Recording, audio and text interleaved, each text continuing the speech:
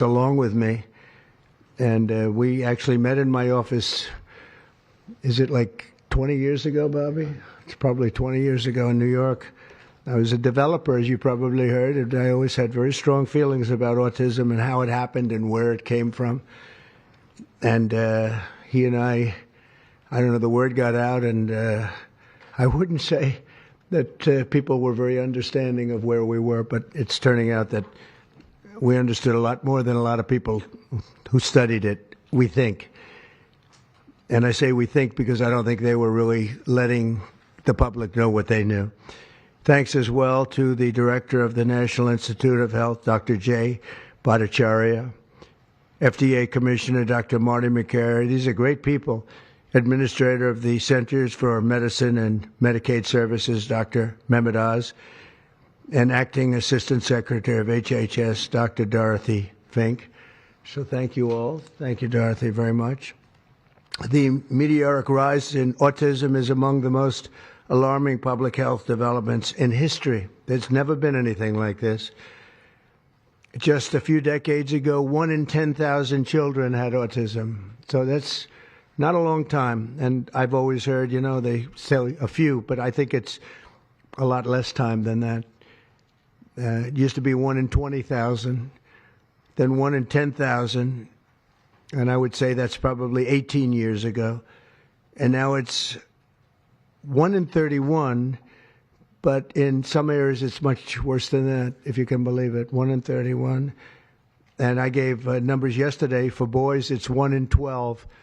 I was told that's in California, where they have for some reason, a more severe problem. But whether it's 1 in 12 or 1 in 31, can you imagine? That's down from 1 in 20,000, then 1 in 10,000. And now we're at the level of 1 in 12 in some cases for boys, 1 in 31 overall. So since 2000, autism rates have surged by much more than 400%. Instead of attacking those who ask questions, everyone should be grateful for those who are trying to get the answers to this complex situation. And the first day all of these great doctors behind me were there, I told them this is what we have to find out. Because when you go from 20,000 to 10,000 and then you go to 12, you know there's something artificial. They're taking something. And by the way, I think I can say that there are certain groups of people that don't take vaccines and don't take any pills that have no autism. Does that tell you something? That's currently, is that a correct statement, by the way? There are some studies that suggest that, yeah, with the Amish, for example. The Amish, yeah, virtually, I heard none. See, Bobby wants to be very careful with what he says, and he should, but I'm not so careful with what I say. But you have certain groups. The Amish, as an example, they have essentially no autism. First, effective immediately, the FDA will be notifying physicians that the use of well, let's see how we say that. Acetaminophen. Acetaminophen. Is that okay? Which is basically commonly known as Tylenol, during pregnancy can be associated with a very increased risk of autism.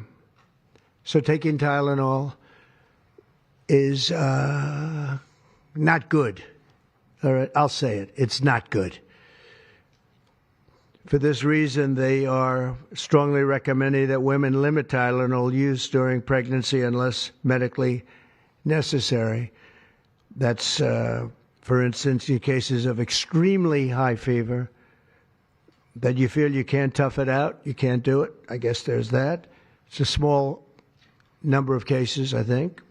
But if you can't tough it out, if you can't do it, that's what you're going to have to do. You'll take a Tylenol, but it'll be very sparingly. It can be something that's very dangerous to the woman's health. In other words, a fever that's very, very dangerous, and ideally a doctor's decision, because I think you shouldn't take it and you shouldn't take it during the entire pregnancy. They may tell you that toward the end of the pregnancy, you shouldn't take it during the entire, and you shouldn't give the child a Tylenol every time he's born and he goes and has a shot. You shouldn't give a Tylenol to that child. All pregnant women should talk to their doctors for more information about limiting the use of this medication while pregnant. So ideally, you don't take it at all, but if you can't tough it out, or if there's a problem, you're going to end up doing it. The other thing that I can tell you that I'll say that they will maybe say at a little bit later date, but I think when you go for the shot, you do it over a 5-time period. Take it over 5 times or 4 times, but you take it in smaller doses and you spread it out over a period of years. And they pump so much stuff into those beautiful little babies. It's a disgrace. I don't see it. I think it's very bad. They're pumping, it looks like they're pumping into a horse. You have a little child, little fragile child, and you get a vat of 80 different vaccines, I guess, 80 different blends, and they pump it in. So ideally, a woman won't take Tylenol. And on the vaccines, it would be good instead of one visit where they pump the baby loaded up with stuff, you'll do it over a period of 4 times or 5 times. I've been so into this issue for so many years just because I couldn't understand how a thing like this could happen. And it's artificially induced. It's not like something that when you go from all of those, healthy babies to a point where I don't even know structurally if a country can afford it. And that's the least of the problems. To have families destroyed over this is just so terrible. I also, and we've already done this, we want no mercury in the vaccine. We want no aluminum in the vaccine. The MMR, I think, should be taken separately. This is based on what I feel, the mumps, measles, and all the 3 should be taken separately. And it seems to be that when you mix them, there could be a problem. So there's no downside in taking them separately. In fact, they think it's better, so let it be separate. The chicken pox is already separate because when that got mixed in, I guess they made it 4 for a while, it really was bad. So they make chicken pox. Individually, they're okay. When you mix them, something maybe happens. So there's no downside in doing it. It's not like, if you do it, bad things. No, it's only good side. And it may not have that much of an impact, but it may have a big impact. So let those be taken separately. And then hepatitis B is sexually transmitted. There's no reason to give a baby that's almost just born hepatitis B. So I would say wait till the baby is 12 years old and formed and take hepatitis B. And I think if you do those things, it's going to be a whole different, it's going to be a revolution in a positive sense in the country. The FDA will be updating the label of an existing drug to reflect potential benefits in reducing some autism symptoms. This gives hope to the many parents with autistic children that it may be possible to improve their lives. That's one of the things that I'm very, very happy about. I mean, this was mostly going to be on how not to have the child affected, but we've learned some pretty good things about certain elements of genius that can be given to a baby, and the baby can get better, and in some cases maybe substantially better. Not going to be easy, but be a lot easier if it didn't happen in the first place, as these great parents fully understand, right? They fully understand. I feel so terribly for... I have so many friends with autistic children. It's a tough situation. Finally, to help reach the ultimate goal of ending the autism fever, the NIH will be announcing 13 major grant awards from the Autism Data Science Initiatives. And to be honest with you, to me, that's the least important. It's not even a money thing at this point. There's so much money, but they have to do, and they have to move quickly. When the alternative is that nothing bad can happen, Let's do it now. I was just saying to Bobby and the group, let's do it now. Nothing bad can happen. It can only good happen. But with Tylenol, don't take it. Don't take it. And if you can't live, if your fever is so bad, you have to take one because there's no alternative to that. Sadly, first question, what can you take instead? It's actually, there's not an alternative to that. And as you know, other of the medicines are absolutely proven bad. I mean, they've been proven bad with the aspirins and the Advils and others, right? And they've been proven bad. So I'd like to ask Bobby to get up to the podium and say a few words, and then Dr. Bhattacharya and Dr. McCary, Dr. Oz, Dr. Fink, followed by two incredible mothers that have experienced firsthand what this country is going through, what parts of the world are going through. And I will say there are parts of the world that don't take Tylenol.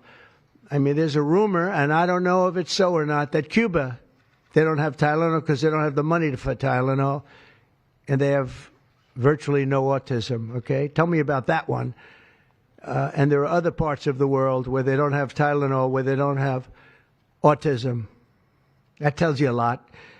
And I want to say it right now. And, you know, the way I look at it, don't take it. Don't take it. There's no downside in not taking it. So I'd like to ask Bobby to come up and say a few words. I hope I didn't ruin his day, but that's the way I feel. I've been very strong on the subject for a long time. You know, life is common sense, too.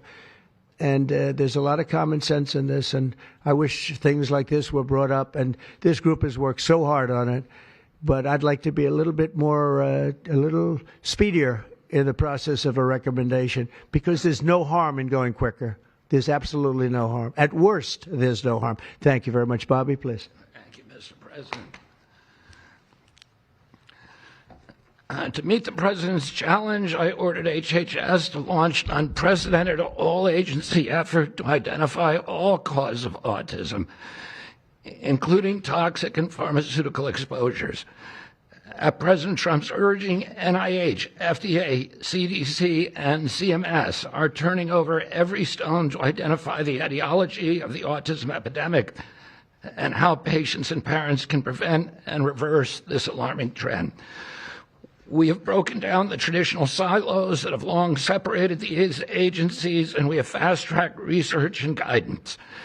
Historically, NIH has focused almost solely on politically safe and entirely fruitless research about the genetic drivers of autism. And that would be like studying the genetic drivers of lung cancer without looking at cigarettes. And that's what NIH has been doing for 20 years. As a result, we don't have an answer to this critical question, despite the cataclysmic impact of the epidemic on our nation's children. We are now replacing the institutional culture of politicized science and corruption with evidence-based medicine. NIH research teams are currently testing multiple hypotheses with no area off limits. We promise transparency as we uncover the potential causes and treatments, and we will notify the public regularly of our progress. Today, we are announcing two important findings from our autism work that are vital for parents to know as they make these decisions. First, HHS will act on acetaminophen. The FDA is responding to clinical and laboratory studies that suggest a potential association between acetaminophen use during pregnancy and adverse neurodevelopmental outcomes, including later diagnosis for ADHD and autism. Scientists have proposed biological mechanisms linking prenatal acetaminophen exposure to altered brain development. We have also evaluated the contrary studies that show no association. Today, the FDA will issue a physician's notice about the risk of acetaminophen during pregnancy and begin the process to initiate a safety label change. HHS will launch a nationwide public service campaign to inform families and protect public health. FDA also recognized that acetaminophen is often the only tool for fevers and pain in pregnancy, as other alternatives have well-documented adverse effects. HHS wants, therefore, to encourage clinicians to exercise their best judgment in the use of acetaminophen for fevers and pain in pregnancy, by prescribing the lowest effective dose for the shortest necessary duration and only when treatment is required. Furthermore, thanks also to the politicization of science, the safety of acetaminophen against the risk of neurodevelopmental disorders in young children has never been validated. Prudent medicine, therefore, suggests caution in acetaminophen use by young children, especially since strong evidence also has associated it with liver toxicity. Some studies have also found the use of acetaminophen in children can potentially prolong viral illnesses. FDA will drive new research to safeguard mothers, children, and families. In addition to a possible acetaminophen connection to autism for pregnant women, infants, and toddlers, our research has revealed that folate deficiency in a child's brain can lead to autism.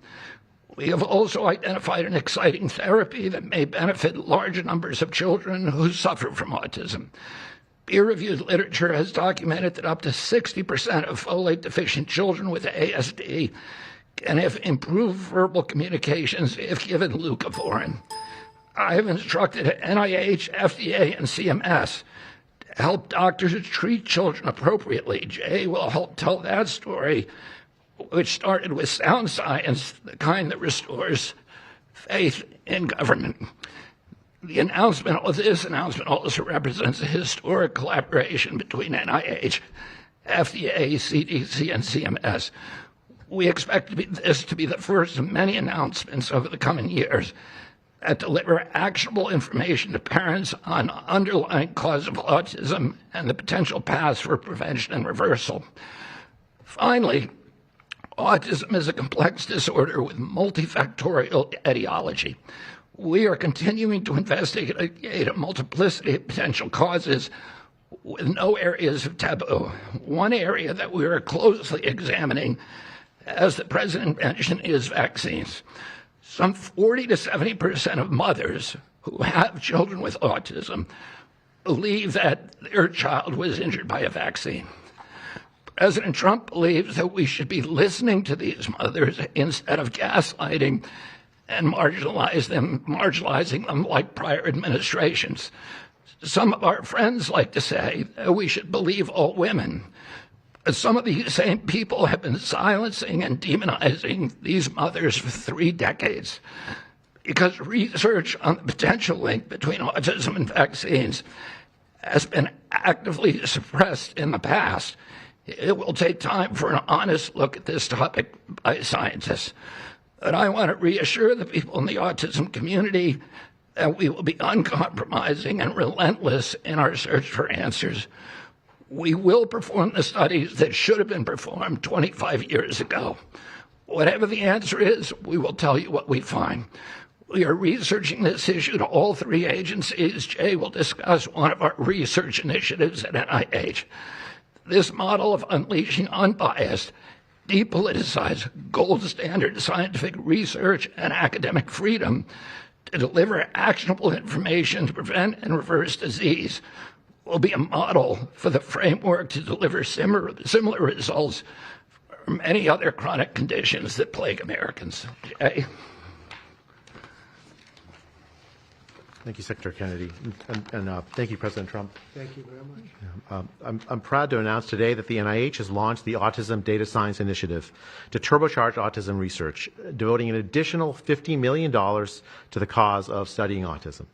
Nearly 250 research teams from across the country applied, sent in their applications, and were peer-reviewed by the NIH review panels. The NIH peer reviewers chose the 13 best projects focused on root causes and therapies, with replication and validation studies to guarantee gold standard science. The studies feature a new kind of science called exposomics, where scientists consider environmental and medical factors, nutrition, events during pregnancy, in combination with biology and genetics to answer vital questions about autism. Science like this, conducted in partnership with families and physicians, is the best way to arrest and reverse the autism epidemic. Autism spectrum disorder encompasses a very wide range of symptoms, ranging from mild difficulties with social interactions to profoundly autistic children who experience severe disabilities in speech and behavior. Given this wide range of symptoms across the spectrum, it seems certain that there will be a wide range of biological contributors to explaining the cause. The great thing about the new NIH initiative on autism is that scientists will use rigorous advanced methods in causal inference, machine learning, organoids, and other fresh approaches to the problem. The sharp rise in the prevalence of autism deserves an urgent response by the scientific community. As Bobby said, the NIH has invested a lot of money to study autism over the years, but the research has not produced the answers that families and parents of autistic children deserve, and autistic children themselves deserve. For too long, it's been taboo to ask some questions for fear the scientific work might reveal a politically incorrect answer. Because of this restricted focus in scientific investigations, the answers for families have been similarly restricted, often pointing families to behavioral therapies that don't work for every kid, or suggest non-modifiable genetic factors as the cause. But genetics alone can't explain such a sharp rise in autism prevalence over just a few decades, as the President said. In coming months and years, as NIH scientists learn more that can help autistic children and their families, we won't delay. Like scientists often like to do, I can say as a scientist myself, it's really tempting to delay, but but in face of a problem like this, you have to move fast. But we will not delay before telling American people about what we find, and we will win the public trust with transparency and rigor. Already, our broadened focus on autism research has pointed to 2 items that will help families prevent and treat some cases of autism. I'll leave the good news on these 2 items to my close friends and colleagues, Dr. McCary and Dr. Oz. We've been working together closely on this problem for the past 6 months, and our cooperation represents an unprecedented collaboration with Secretary Kennedy's Department of Health and Human Services and with President Trump. I'm delighted to introduce Dr. Marty McCary, Commissioner of the Food and Drug Administration, who will tell you about these announcements of practical help for families with autism. Great, thank you, Dr. Bhattacharya. Mr. President, this is the start of a historic shift in medical culture. This administration is working together to ask big questions about why our nation's children are getting sick so fast. Too often, medicine is doing small little studies, giving us answers we already knew. But we've got to make a difference. You've given us a charge to identify root causes, and we are not going to stop so that we can end the suffering we are watching. And if you've seen a kid with autism, with severe autism, it's hard to watch. Kids get frustrated, they get angry, they can be crying because they want to speak and they can't speak. It's hard to watch, and it may be entirely preventable. For an epidemiologist, that child is an expanding statistic. But for a child, it can be brutal to have autism. Today, the FDA is taking action to update the label on acetaminophen and sending a letter to all U.S. doctors letting them know about the risks in pregnancy. We now have data we cannot ignore. There's a very large study, the Boston Birth Cohort, with researchers that have, from Johns Hopkins, my former institution, and Boston University, found, quote-unquote, consistent associations between acetaminophen in pregnancy and autism. And the Nurses' Health Study, with researchers from Yale, Columbia, and Harvard looking at 9,000 kids, found that acetaminophen use in pregnancy was associated with neurodevelopmental disorders. And 4 weeks ago, a Mount Sinai Harvard study reviewed all the existing literature and found the overwhelming body of evidence points to an association. Sure, you'll be able to find a study to the contrary. That's how science works. But to quote the dean of the Harvard School of Public Health, there is a causal relationship between prenatal acetaminophen use and neurodevelopmental disorders of ADHD and autism spectrum disorder. We cannot wait any longer. And honestly, there's been this perfunctory, reactionary, mindless practice in medicine. I learned it in medical school and residency. Just treat all fevers, low-grade fevers, treat them with acetaminophen. Why? What are we doing? A study out of Hopkins actually showed that treating a fever can prolong the duration of illness in a young kid.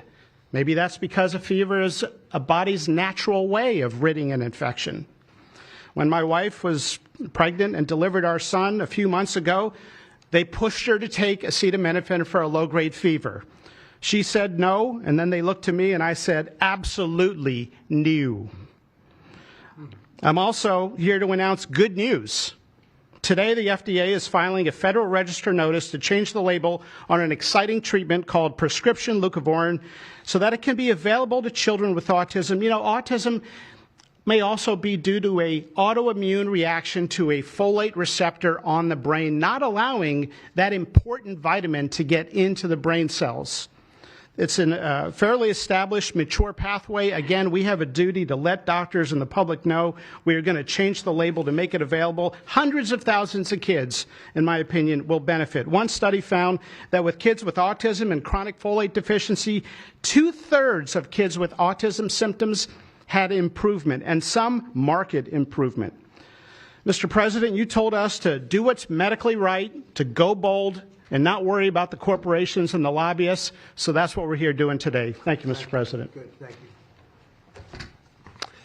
Thanks, Marty. I think you all appreciate the passion in the President's voice. We've been hearing that since the inauguration. In fact, even before the inauguration, the President was upset about what he spoke to today. And so together with Secretary Kennedy, who's made it his life's work to address some of these challenges with autism, they challenged us. In fact, they were harsher than that. They wanted no silos to break down what the NIH would do, what the FDA.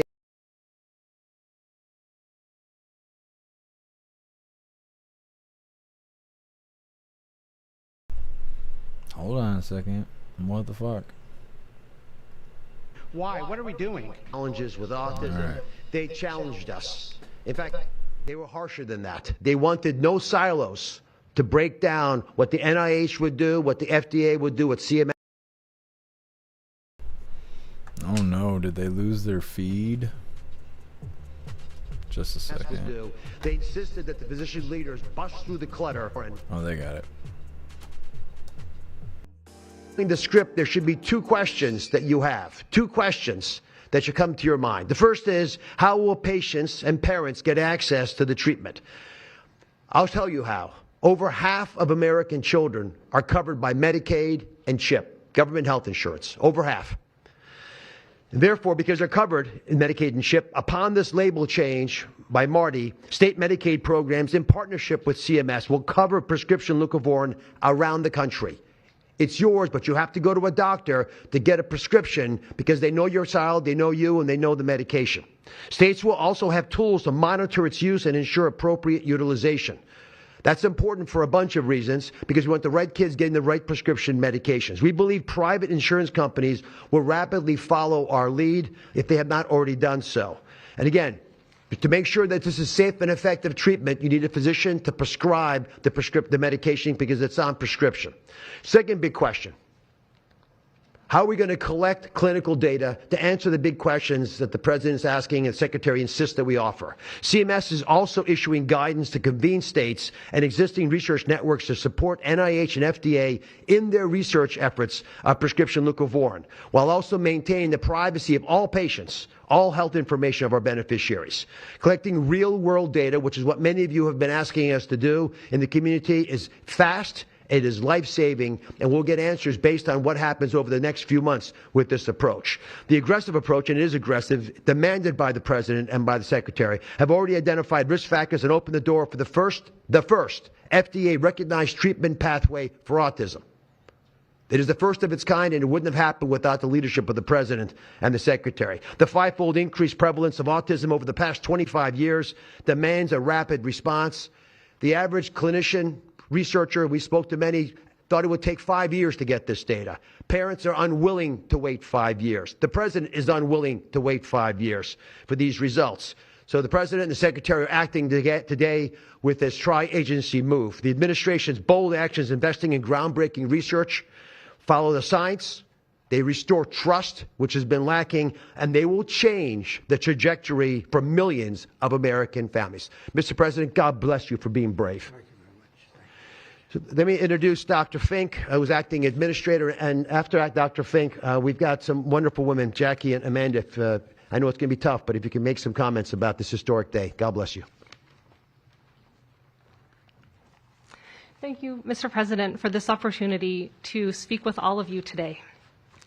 As a pediatrician and mom, I am here today to talk about what this announcement means for the millions of moms and dads who are faced with the choice of whether to take acetaminophen during pregnancy. It's hard to hear information that challenges the status quo.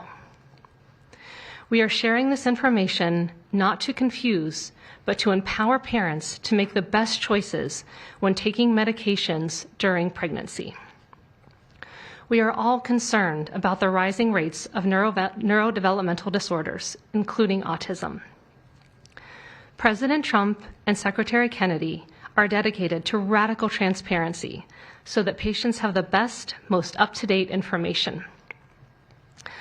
We are also sharing this information with our nation's doctors, and we encourage you, as always, to consult with your doctor to make the best decision for you. All too often, it's easy to think that medicines we buy without a prescription pose little to no risk for the mom or the baby. As you heard today, pregnant women who need high fever or pain reduction during pregnancy should take the lowest effective dose of acetaminophen for the shortest possible duration. Most women will not meet these indications during their pregnancies. I am encouraged by these developments today because it is another example of our commitment to the American people to leave no stone unturned in improving the health of our nation's children. Next, I'm going to turn it over to some incredible mothers who are going to share more about their stories, and we're so grateful to have you here today.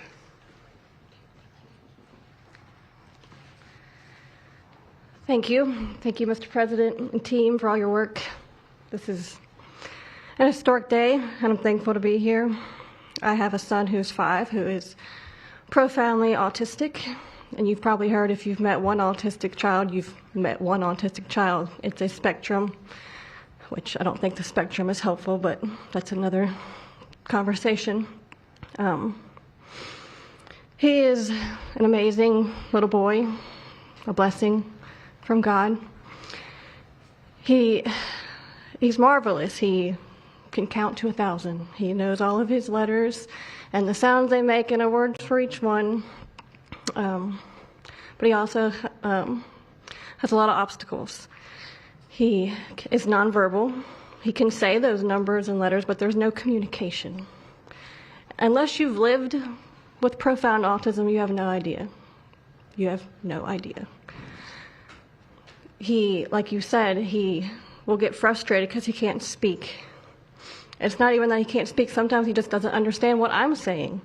He understands the word no, but he doesn't understand the why behind the no. And that's a huge part of discipline. That's the discipline. So it's very hard to discipline a child with autism, so you have these behaviors. And it's a very hopeless feeling. It's very isolating being a parent with a profound autistic child. Even just taking them over to your friend's house is something we just don't do because,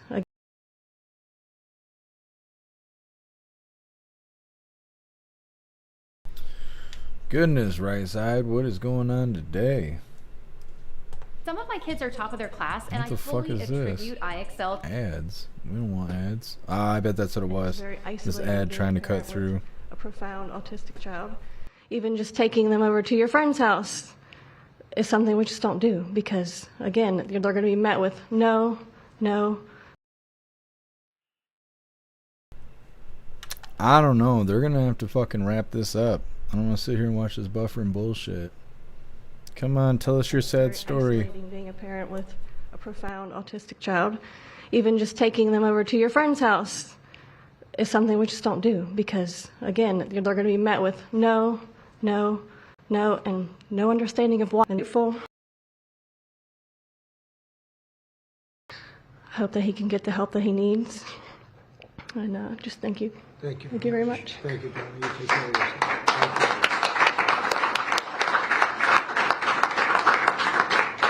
Hi, my name's Jack. Okay, so their feed just got messed up and now the audio is off sync. And I didn't realize the White House was showing this, which totally makes sense. So we're going to cover them over on Rumble because fuck whatever that noise is. Quite a hard time to get to the place where we are today. I am just so grateful to President Trump and the entire administration for finally listening to moms who have been crying out for help, for answers for years.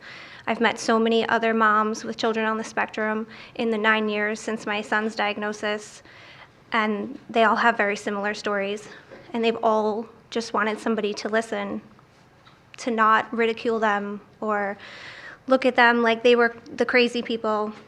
It's hard when you don't have doctors that take the time to really listen and find out when the change happened and what change happened. And it's just, I've been praying for this day for 9 years, and I'm so thankful to God for bringing the administration into our lives. And I'm speechless. This day is a day I never thought would happen. I thought that we would never have an administration that was courageous enough to look into things that no prior administration had. So I'm just here to express my gratitude, and I am looking forward to what comes from this, and hopefully we just get more answers. So thank you. Thank you very much. So I just want to say acetaminophen is basically Tylenol, essentially, because I noticed that term is used throughout this conference. So it's essentially Tylenol. And I just recommend strongly that you don't use Tylenol unless it's absolutely necessary. I understand it's maybe 10% of the women that are pregnant are, would perhaps be forced to use it. And that would mean you just can't tough it out. No matter what you do, you can't tough it out. So that's up to you and your doctor. But there's a very strong recommendation, maybe stronger from me than from the group, because they're waiting for certain studies. I just want to say, I want to say it like it is. Don't take Tylenol. Don't take it. If you just can't, it's just fight like hell not to take it. There may be a point where you have to, and that you have to work out with yourself. So don't take Tylenol. Other things that we recommend, or certainly I do anyway, is, and it's so important to me to see the doctor 4 times or 5 times for a vaccine. Don't let them pump your baby up with the largest pile of stuff you've ever seen in your life going into the delicate little body of a baby. Even if it's 2 years, 3 years, 4 years, you just break it up into, I would say 5, but let's say 4 visits to the doctor instead of 1. And certain things I think you should do. We've already taken out and are in the process of taking out mercury and aluminum now. You know what mercury is. You know what aluminum is. Who the hell wants that pumped into a body?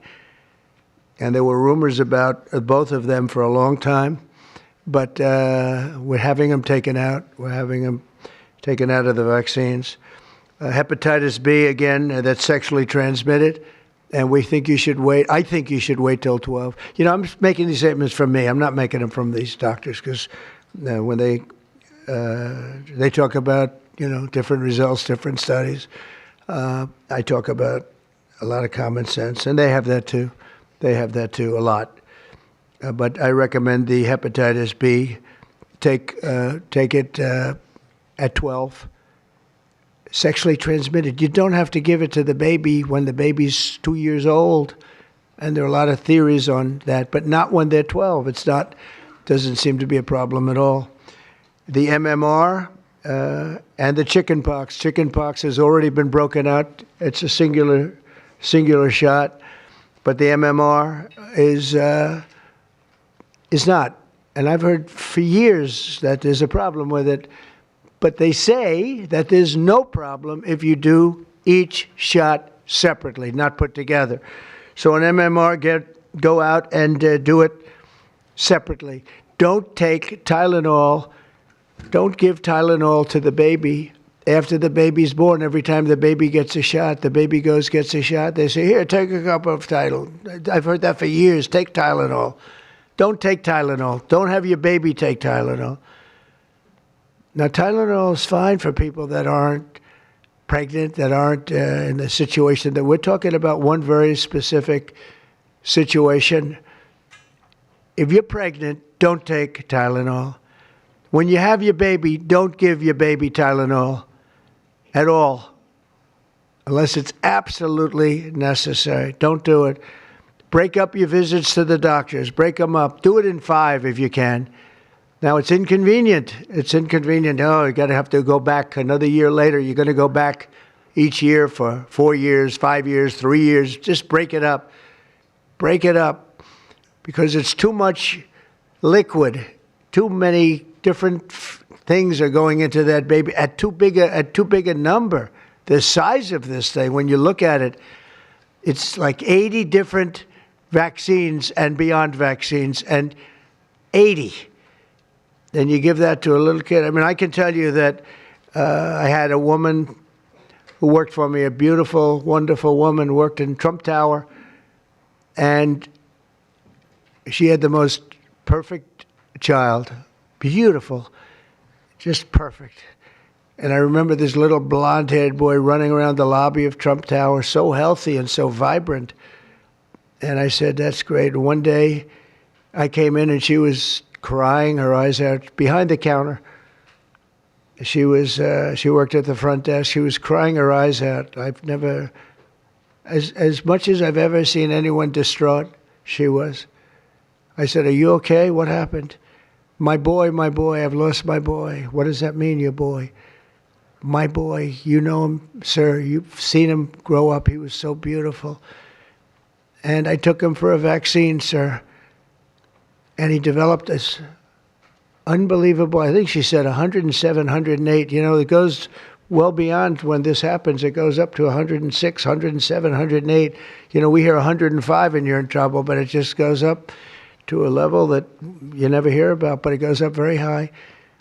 And it's fried. They get fried. She said, I took him, he developed an unbelievable temperature. And I've lost him, sir. He's gone. And then I saw the boy. It was so tragic to see.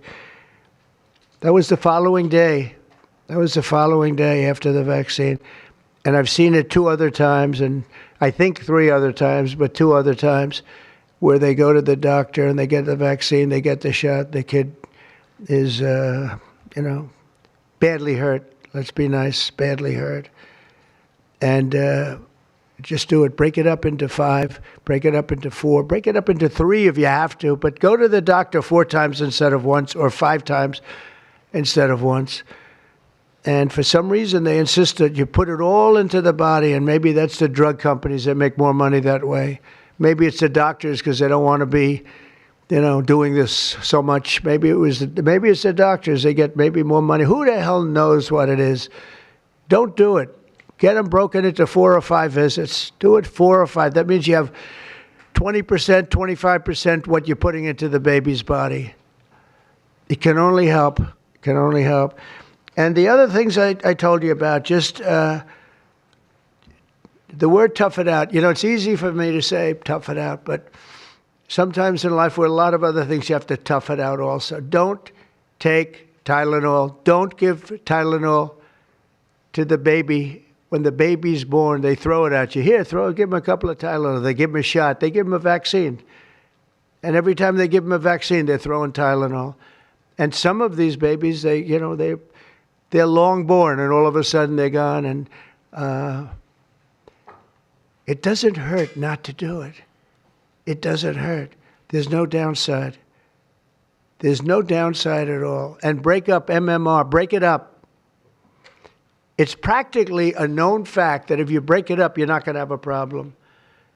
But for years, we've been hearing how bad MMR is as a combination. And I'm very happy that you broke out chickenpox, because that was really a problem.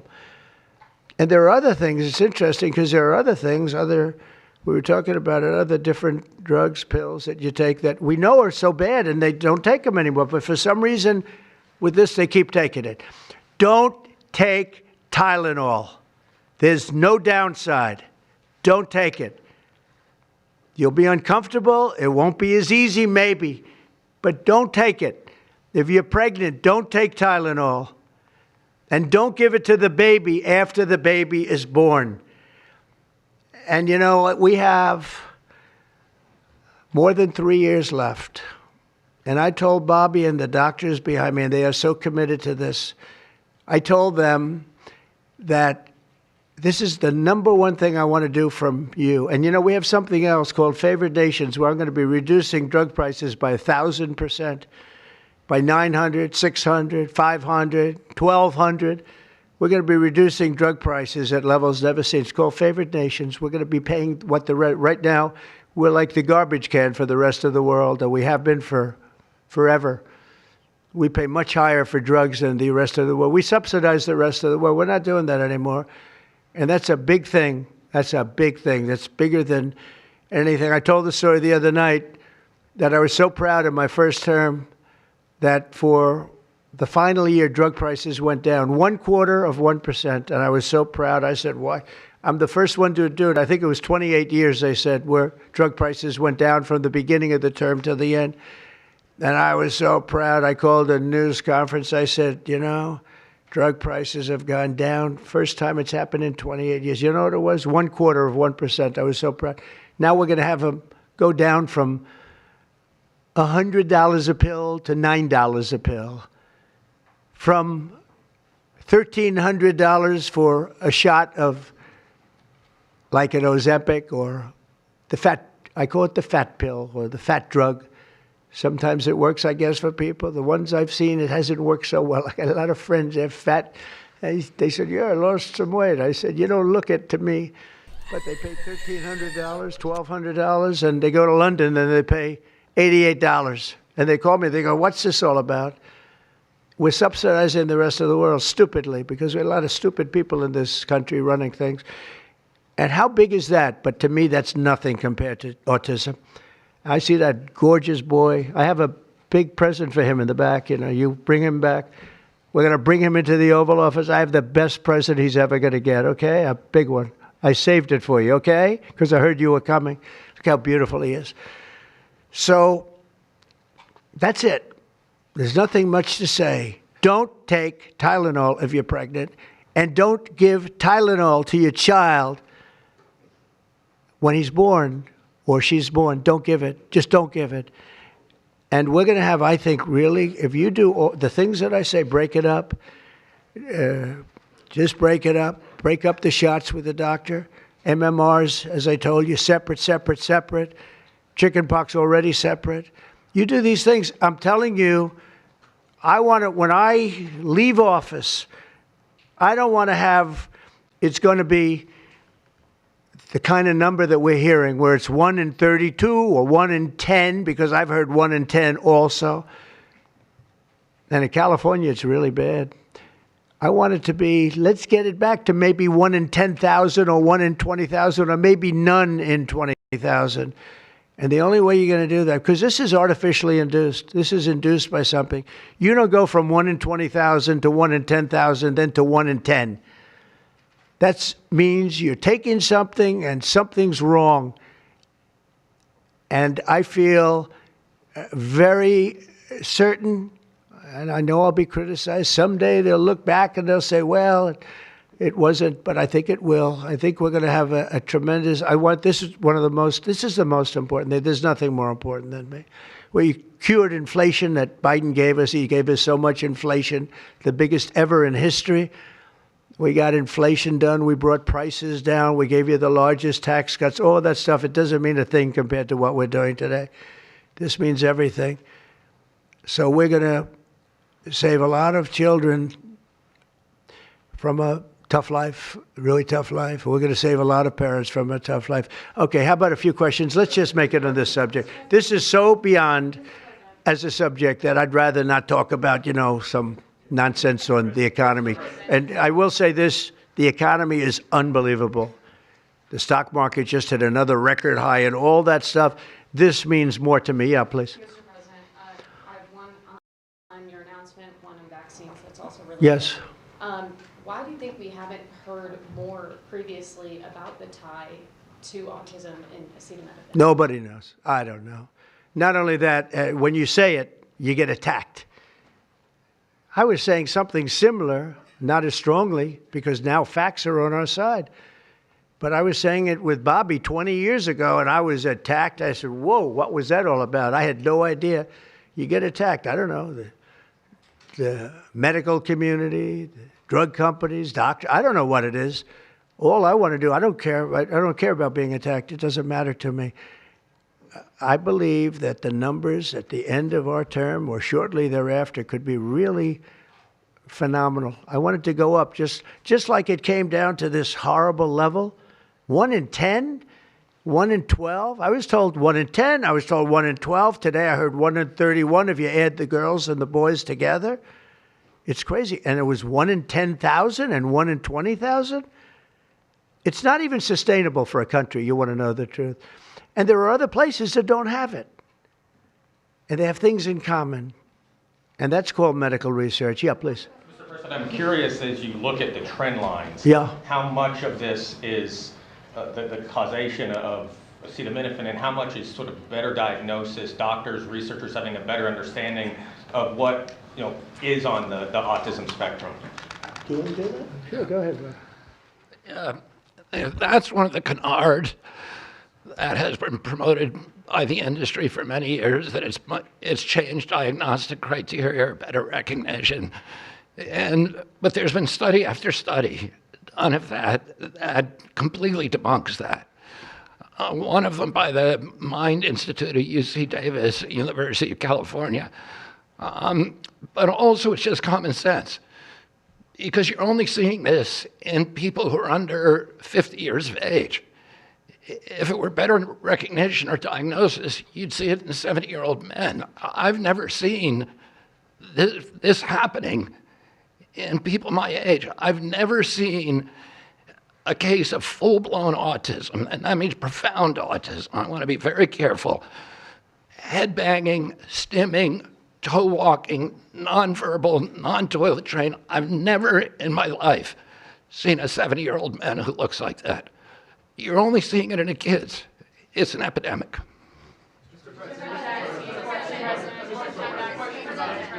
President, I was hoping that you could clear up confusion for moms and dads across America, many of whom voted for you.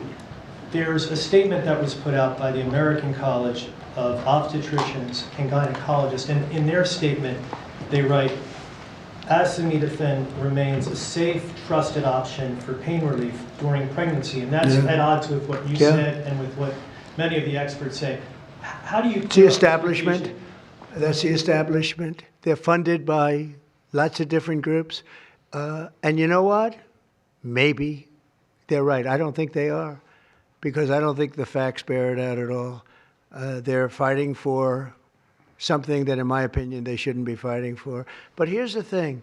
There's no downside to doing, other than a mother will have to, as I say, tough it out a little bit. There's no downside to doing this. It's not like, oh, if you do this, you're going to die. There's no downside. There's no downside to going over a 4-year or a 5-year period or a 3-year period, or even if you space them out for 6 months, you space it out. There's no downside. And that's why I will say the gentlemen behind me, they have very strong views, and they feel that we're right, but they'll have more research done over the next 2 months. I said, well, 2 months is a long time.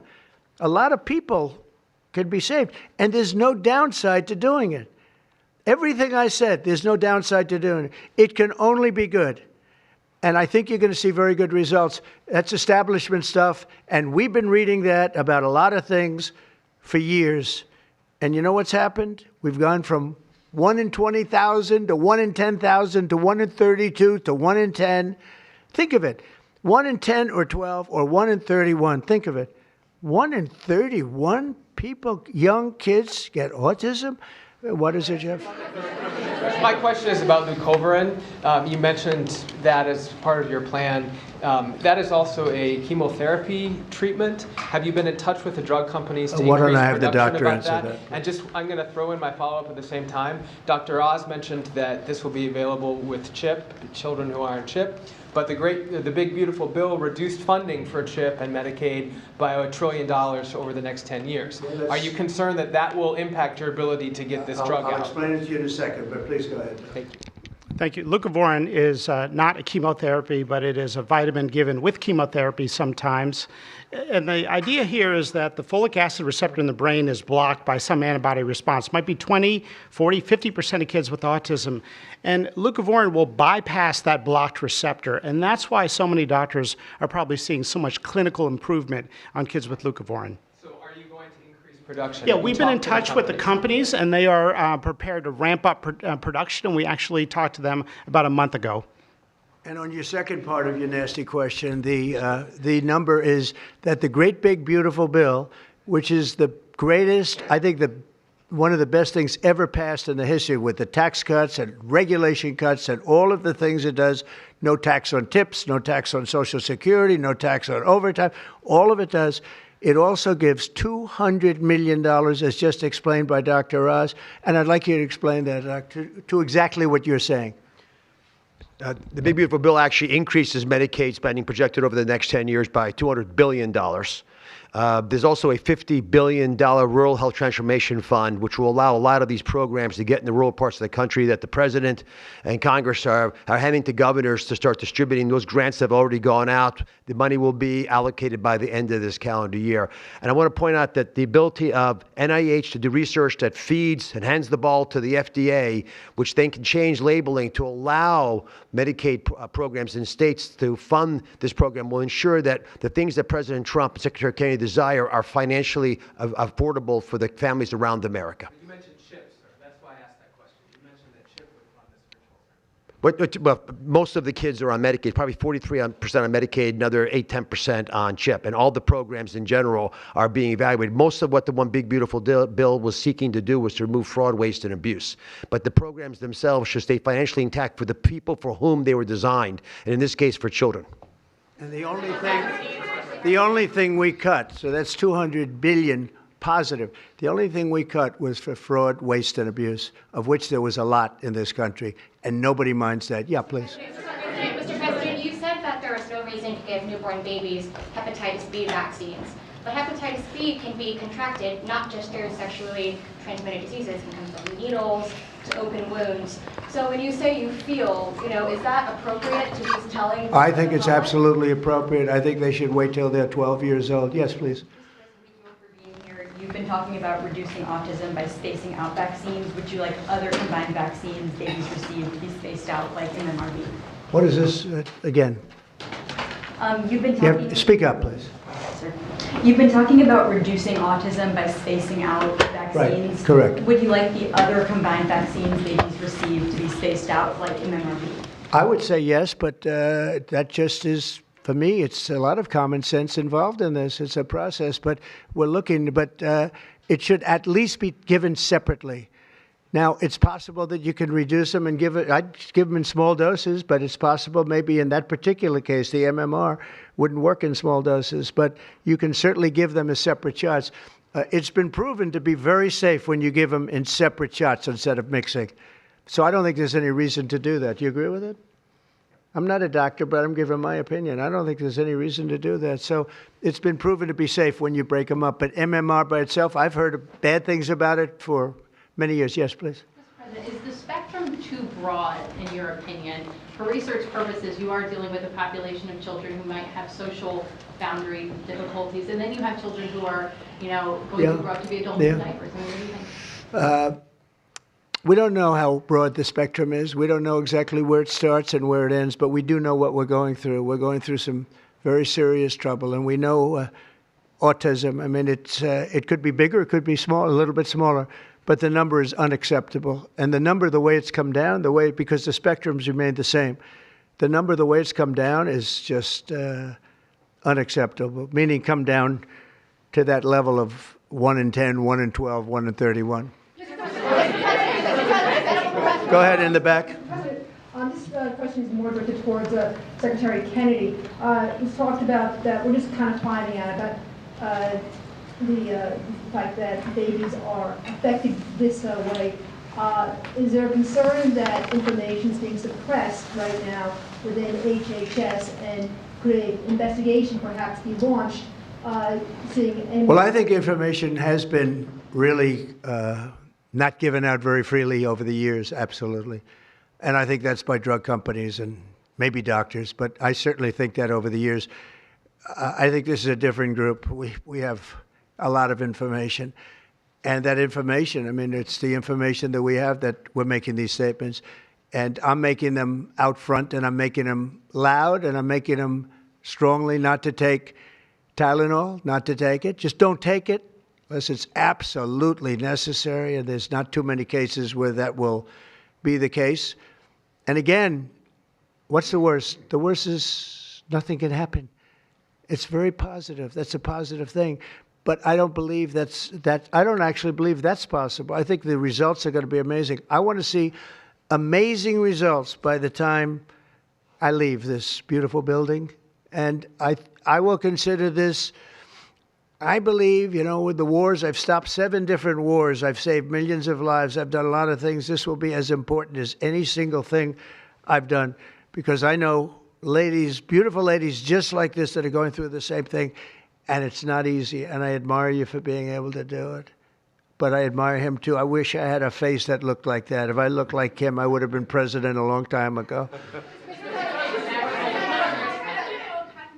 Widely used in other countries too. As you make this announcement, do you expect your decision may affect? I hope they follow it. Yeah, I hope they follow it. Yeah, other countries are, sell Tylenol. Some countries don't. I mean, I hear Cuba now. Again, you'll have to check this out. But I hear Cuba doesn't have it because it's very expensive, and they don't have the money to have it, or they don't want to spend the money to have it. They don't have Tylenol, and I hear they have essentially no autism. So. You have to check it out. Yeah, Brian, please. Medical professionals have warned. No, I said no, not you. You're CNN. You're fake news. Go ahead, Brian. Thank you, Mr. President. I want to go back to the Amish community, if I can, just for a second. I recently saw Life. a man from Minnesota, an Amish man from Minnesota, on a podcast. And the host asked him what the rates were for like ADHD and autism, and he had no idea about ADHD, didn't know it existed, and certainly didn't know of any cases. It doesn't exist with the Amish community, and they don't take all of this junk. It doesn't exist. That tells you, doesn't that tell you? That's like, that's like certain countries where it doesn't exist and they don't take it. Would you like to make a comment about that, Mark?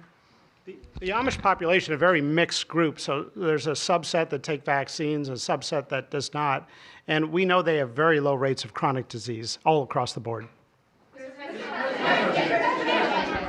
Please. Thank you, Mr. President. Should the establishment media show at least some openness to, trying to figure out what the causes of autism are? I wish they would, yeah. And why are they so closed-minded?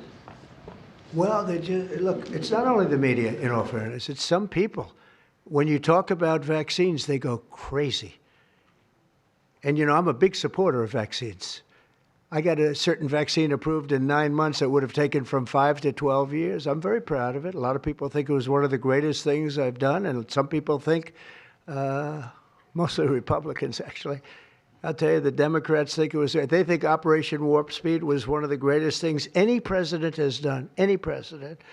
It's, we're very proud of what happened. We got hit with something that came from a place that shouldn't have happened, but it did happen. Those things take place, and you're very unpleasantly surprised. But no, I'm a big believer in vaccines. The polio vaccine, big believer in vaccines. I know Bobby and you guys have it out a little bit, but he's a believer in vaccines too. But I've seen how great vaccines can be, how incredible they can be. So I'm a believer. Yeah. Yeah, please. Your comments you made about MMR and hepatitis B, I know you said those were your suggestions, but have you spoken with Secretary Kennedy about actually making those changes? I have, yeah, I have. I've spoken to all the doctors about it, and doctors that are not here right now. I've spoken to many doctors about everything we're talking about. And, the Tylenol has started to be spoken of over the last period of time, but we've been doing the research. A lot of what they've been speaking about comes from right here, by research done by these people. And I just say it again, don't take Tylenol. Don't take it. And don't give it to your child after your child is born. And do all those other things, little things, just spread out your visits, et cetera, on the vaccine. And I want to thank everybody. This is a very important day. Thank you very much.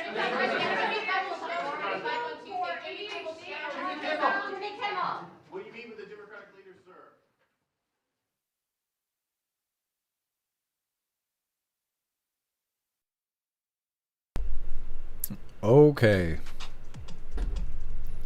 Well, that was a lot longer than I thought it was going to take. Either way, them telling pregnant people not to take Tylenol, but I feel like he didn't make that very clear. He did repeat himself a lot, but he just kept saying, don't take Tylenol. Don't take Tylenol or you're going to die. Do not take the Tylenol or you're not going to make it. I bet people who work for Tylenol are watching this like, what the fuck? It was supposed to be about pregnant people not taking Tylenol because it may cause the child to be, develop autism. Maybe. Nobody really knows yet. But they didn't really emphasize that. They just kept saying, don't take it. So everybody's boycotting Tylenol. Fuck you, Tylenol. I don't know. It's not a good day to work for Tylenol. Not today. Either way. We're going to read through the schedule really quick, and then we'll go ahead and get started with everything. We're going to be starting off with this first video titled Trump Musk Reunite at Charlie Kirk's Memorial. It was brief. President Trump talking about what it was like to be reunited with Musk, especially after he made all those crazy comments over on X. Then we got 3 videos we're going to play back to back. First one's titled President Trump, Charlie was always in it for the mission. It's President Trump speaking at the memorial yesterday. The second video is titled Trump says, I hate my opponents at Charlie Kirk's memorial. Blue News is blasting that all over the place. That video right there, President Trump being a mean man saying he hates his opponents. Then the third video is The World Needs Turning Point USA. It's Erica Kirk speaking yesterday at Charlie Kirk's memorial. Then we got a video titled No Such Thing as Hate Speech. This is President Trump being interviewed on Fox, and this is also circulating big time right now because it kind of seems like President Trump made an inappropriate comment about Charlie Kirk. Now, I don't really understand. I try to watch it in context and all of that, and I don't know if President Trump just said it in the moment or what, but it was almost like making light of Charlie Kirk being assassinated. I don't think President Trump intentionally did that, but it is kind of weird. Then we got a video titled Crockett hurts my heart that only 2 Caucasians among 58 Democrats voted against Kirk resolution. She's just out of her mind on TV talking bad about Charlie Kirk, talking about how she voted against the Kirk resolution because he was saying mean stuff against her. God forbid she ever takes the high road. She'd never know what that's like. Then we'll begin in our midlife break, our funny video halfway through. Today it was provided by Tiger Jaw, and it's titled Damn Cats.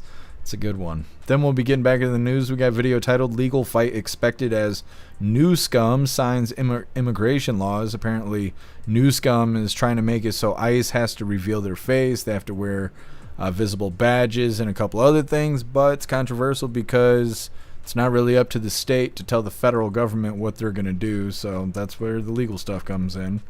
Then we got a video titled FTC Takes Amazon to Court Alleging Deceptive Prime Practices. Now, I don't have Prime. I don't have a use for it. I don't order shit from Amazon because I don't have any money. I'm fucking broke all the time. So I don't need their free shipping, and I don't watch anything on Prime. I know that Fallout's over there, and that's the only thing on their entire platform that I'd be willing to watch. Otherwise, I can watch all the rest of the bullshit on all the other streaming platforms that I have. So I've never had to deal with Amazon like that, but I have heard horror stories about dealing with Amazon Prime. Then we got a video titled Suspect Charged in Deadly New Hampshire Country Club Shooting. A lefty decided to go shoot up a wedding and scream Free Palestine while doing it. Fucking crazy people. Then for the last little bit of the news, we got Lefty's Losing It, and this one's titled Soy Boys Disgusting Charlie Kirk Protests. Then we'll be getting into the fun stuff. We'll be opening today's door of the Advent Calendar sent by Beck Frank. And we got our 2 funny videos of the day. First one was provided by Who Through, and it's titled Almost Gotcha. And our official funny video of the day was provided by Stoner, and it's titled Happiness. Let's go ahead and get into everything, you hooligans.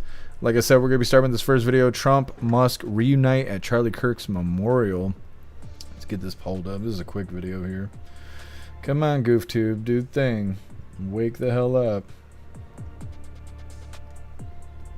Alright, now before we get into this, I want to remind you hooligans, we have these Hooligan Strong t-shirts. Now, this design was created by Alistair, and Alistair is a badass in just about everything he does.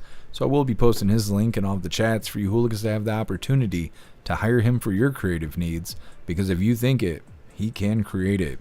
Now, this design does come in shirts for men, shirts for women, tank tops for men, tank tops for women, pullover hoodies, zipper hoodies, coffee mugs, dog tags, and we've made steel tumblers out of this design. Today I got on the Happy Freedom Hooligan badge.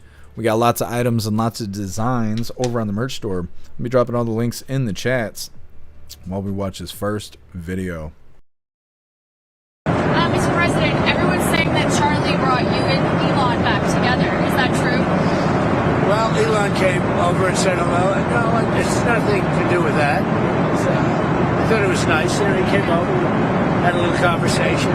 We had a very good relationship, but it was nice that he came over. Dana White was there, the great Dana White. You know, the big question is having the UFC fight as I know you won't accept tickets because you're with the fake news. You're not allowed to accept tickets, but we're going to have a UFC fight right at the White House. And we're going to end up probably 6,000 people in front of the White House, and then on the ellipse we're going to have 80 or 90,000. It's going to be an unbelievable event, but a lot of people are talking about it. All right, like I said, President Trump very quickly mentioning reuniting with Elon Musk there. It was very interesting to see clips of that. I was trying to cover President Trump speaking at Charlie Kirk's memorial yesterday, but it just took too long. I had somewhere I had to be at 5:30, and I sat here and watched the first little half of it, and I decided not to show the memorial because I knew I wasn't going to be able to show the end of it. And so I was like, well, I'll just cover when Trump speaks. And then he didn't speak till 5:30 or after 5:30, so I wasn't able to cover it. But I did see clips of Elon and President Trump hanging out. And President Trump seemed pretty happy to see Elon Musk. He kept kind of, patting him on the leg and shaking his hand and just his body language, because you couldn't hear what they were talking about because they were, sitting in in their own location there. But the body language seemed that President Trump was pretty happy that Elon walked over there and said hi and all that stuff. But either way, I think President Trump likes to downplay his feelings. Like, the press kept trying to ask him before Charlie Kirk's memorial, like the whole week leading up to it, how he felt, how he was doing, things like that. And he would say one or two words and then change the subject. And I'm noticing him doing that a lot. And it seems to be about things where they're asking him how he feels or like what his emotions are about something. He seems to just change the subject. He doesn't want to express that, I guess. Maybe he sees it as weakness. I don't know. Maybe it's just nobody's fucking business. I guess that could always be an option too. Either way, we got these 3 videos related to Charlie Kirk's memorial yesterday. It's coming up next. But first, we're going to hop in the chat, see what you hooligans think about President Trump and Elon Musk reuniting. Russell, baby oil wrestling. What are we talking about here? Guess I might support the UFC fight at the White House. It'll be very interesting.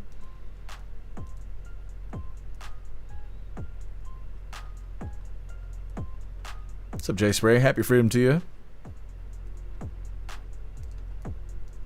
Jay Spray, whenever I get a headache, I just grab another beer. Yeah, I don't really be taking Tylenol. I don't take anything. I take Advil if I have to, but I don't do that unless I'm throwing up from like a migraine.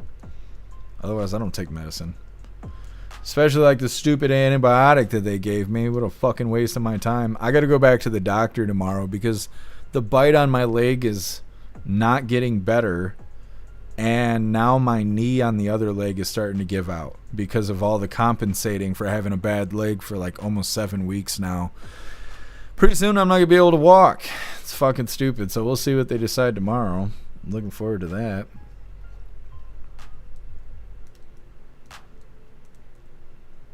Cole, do you take Excedrin? Yeah. 8-bit, ibuprofen. Is the Army wonder drug? Is that how it goes? They tell you to take ibuprofen?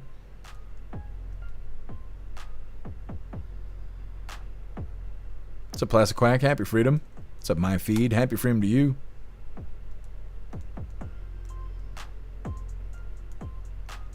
Didn't you hear about the missile fired from the ocean? No. I don't think so. I haven't seen anything related to that. Rappies. So not just pregnant women and babies, but everyone. No. The video was supposed to be... Trump being live was supposed to be about pregnant women should not be taking Tylenol because they believe there's a connection to pregnant moms taking Tylenol and shitting out kids that end up having autism. That was what it was supposed to be about. But he spoke about it in a way that, like, nobody should ever take Tylenol again. And that's not what he was trying to say. But what I can't understand is how he tries to do shit in his presidential capacity, and these low-level fucking judges stand in the way of what he's doing. But when he's standing there around all of his friends and he's saying shit that doesn't make sense, or he's like getting off topic or whatever, his friends are too fucking scared to get in there and go, hey, you mean like this? Or, hey, you know, why don't you make it more about on topic? Like, we're talking about pregnant people, and he could be like, oh, yeah, that's what we're talking about. You know, like, get him back on the course. But they're too busy kissing his orange ass that they would rather watch him make a fool of himself, mumbling and stammering on TV, than to step in and kind of get him right back, you know, where he's aiming. It's a lot of pressure being president, I'm sure. It's also a lot of pressure to have fake news twists and everything you're saying. But, man, those are some fake-ass friends. When they can't get up there and tap you on the shoulder and be like, hey, you're kind of making it sound like this, and we all here know that that's not what you're saying, but that's kind of what it sounds like right now. And they're too busy kissing his ass to make sure that he's doing okay. And that's just fucked up. Like, I hate seeing that, but I saw a lot of people in the chat saying that too. They were like, well, he's not even a doctor. I'm like, yeah, he's given his opinion, which there's nothing wrong with that. But the news, this is inject bleach all over again. That's what just fucking happened. So we've been hearing since 2016 or whenever the shit happened. No, it was 2020, 2019. You know, and President Trump was like, yeah, inject bleach, whatever. And he didn't mean go out there and inject bleach to kill the fucking COVID. He was just talking. He was just speaking out of emotion. Wasn't really giving, like, medical advice. But, man, the left never stopped talking about it. They still talk about that shit. They still bring up Trump suggesting to inject bleach. Here we are again. Trump says Tylenol's going to fucking kill you. That's not what he was saying. But if you only watch 20 minutes of it, you'd think that's what it was.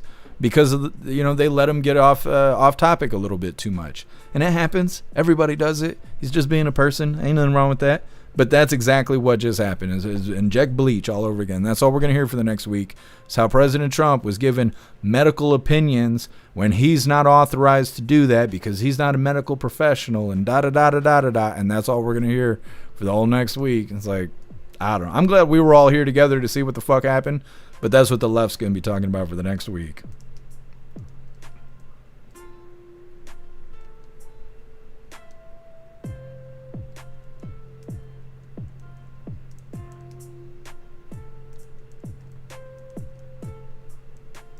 Russell, a leave is good. I've never taken a leave before.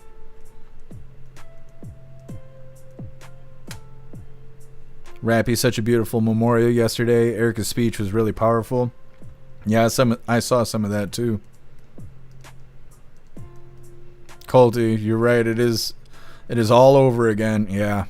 And like I said, I'm glad we were here to watch it to understand. But over the next week, we're going to watch the normies get brainwashed. And they're going to be walking around. They're going to see you, and they know that you're a Trump supporter, and they're going to come and nudge you. And did you hear that Trump said that we're all going to die from Tylenol? Because that's how the news is going to spin it to them. People are dumb. What's up, Kane? Happy freedom. Plus, Quack, have you considered whiskey and lots of it? You might not feel good for a few days, but it'll kill whatever's inside you. I've been trying, Plastic Quack. I've been trying. I woke up and started drinking whiskey today. I'm about sick and tired of being sick and tired. I'll let you know if it works out. What's up, T1? Happy freedom to you. Done. 100,000 pound nuclear missile. No, I have not heard anything about that. I will have to look into that.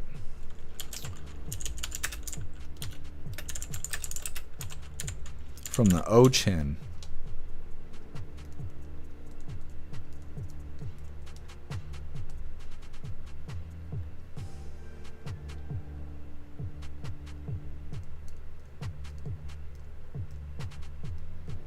Colty, I believe that's referred to his Ranger candy.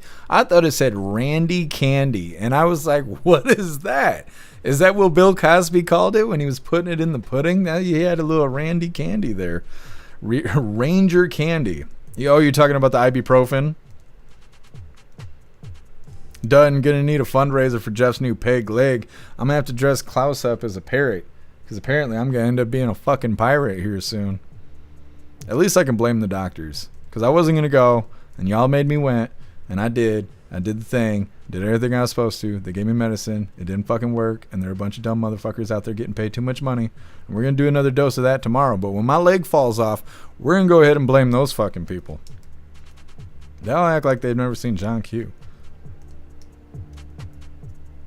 Cass, Excedrin migraine works for my migraines. I take it right away. I will have to look into that, Cass. I don't get migraines very often, but if I do, it's like nosebleed puking. Like, it's like, just can't survive it.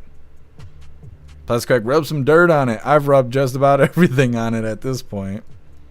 Colty, I prefer tequila instead of whiskey. Nobody prefers that I drink tequila. I get too honest. I treat life like Facebook. I'm walking around like, let me inject my opinion right here.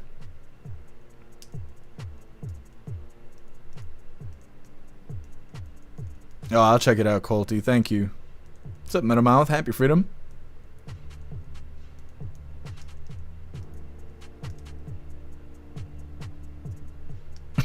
You're a juicer.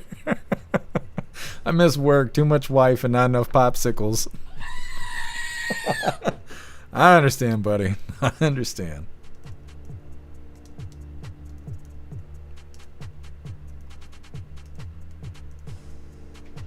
Meta.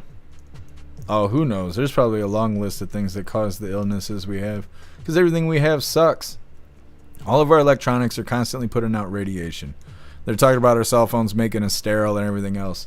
They're saying that our Wi-Fi routers are so fucking powerful they should be strapped on the outside of the house, that they shouldn't even be in the room with you. You know, and it just goes on and on and on. The way they process our food, us staring at screens all day, our phones do all the thinking, or they do everything but the thinking for us. The AI does all the thinking for us now. And so I don't think there's just like one thing. You know, we could remove Tylenol from our diet, we're still going to have problems. Like, there's just everything around us is trying to kill us. Mary Todd, did you try castor oil wrap? I did not yet. I have not. I need to go pick some up. I have it on my to-do list. I don't know where to find castor oil, though. I might have to order it. It's a Brig. Happy freedom.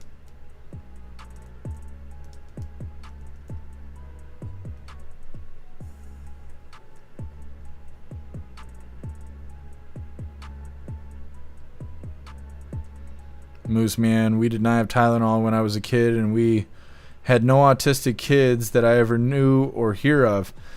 See, and I see a lot of stuff like that too, but a lot of people say, well, it wasn't recorded, it wasn't documented, whatever. Like, if you had mental illness that was so severe that you couldn't just be in class with everybody else, you weren't allowed to go to school. There wasn't special ed and shit like that until that eventually became a thing.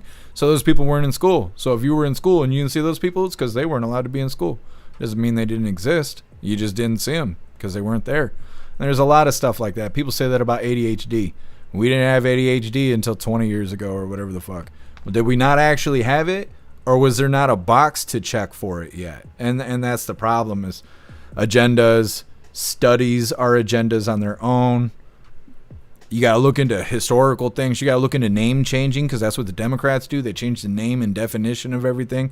So even if you try to look into the history of something, you need to know all the times its name has changed or the definition has changed. You know, like, look up climate change. You're only going to see like 10, 15 years of that, because they didn't always call it that. It used to be acid rain. It used to be this. It used to be that. And then they just changed the name of it. And they do that with everything. They do it with everything because they don't want you to take care of yourself. They want you to want to have the government take care of you. That's why they protect the lefties so much.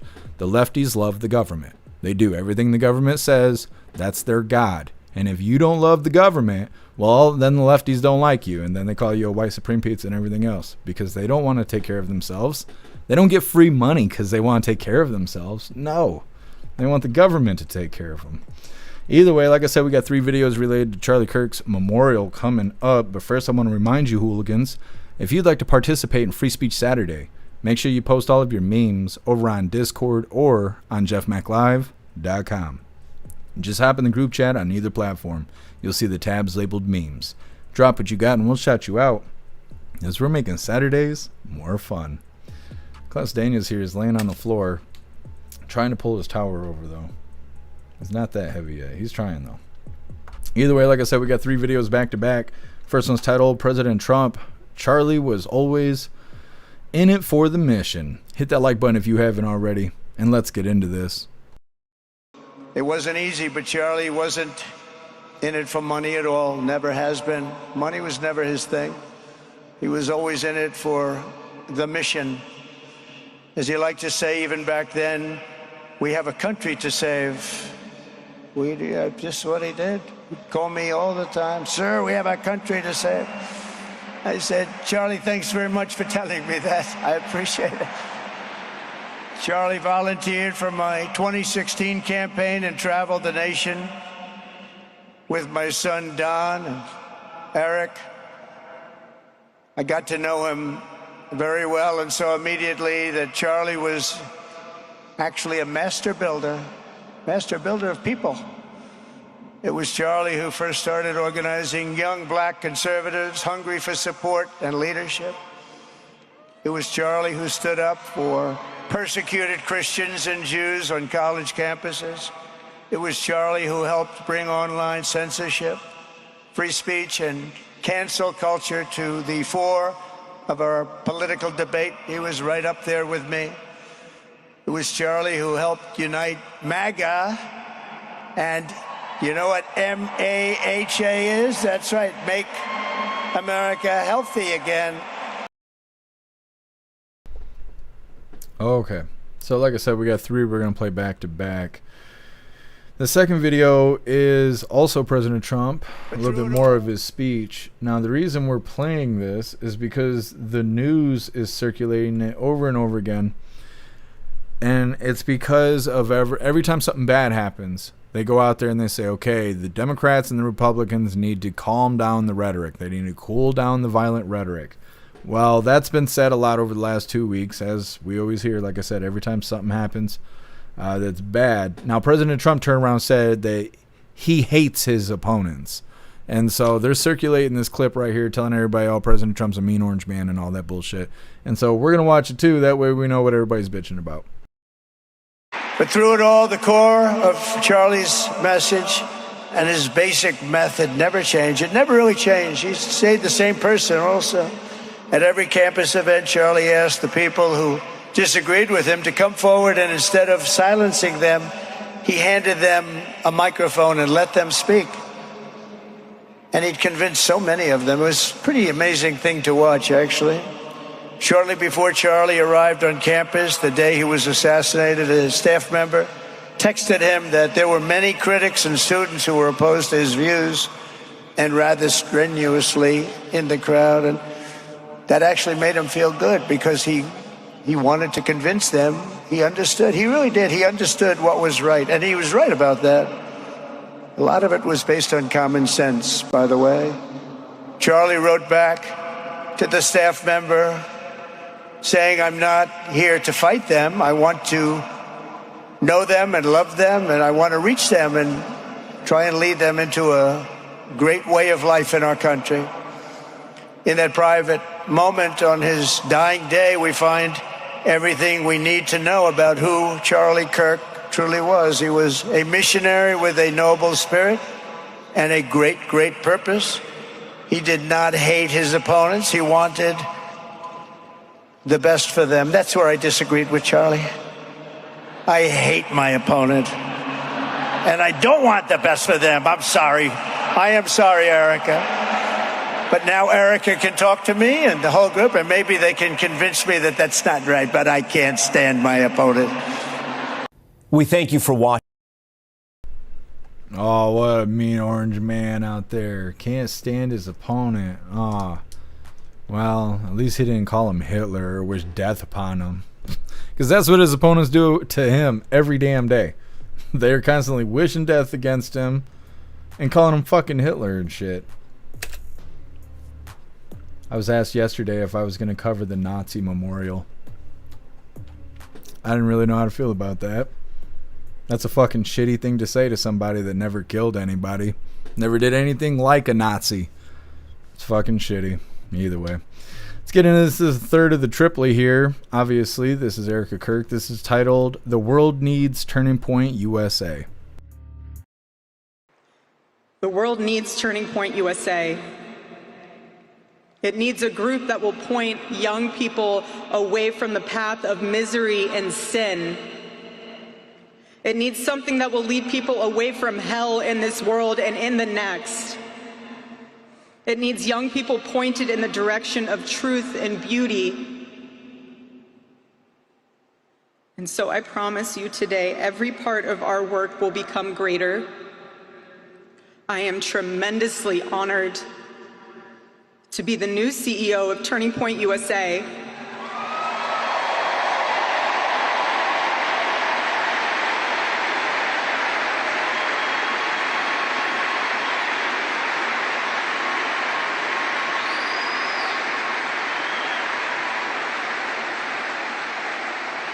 I do not take that lightly. Charlie and I were united in purpose. His passion was my passion, and now his mission is my mission. Everything that Turning Point USA built through Charlie's vision and hard work, we will make 10 times greater through the power of his memory. Chapters will grow, thousands of new ones will be created.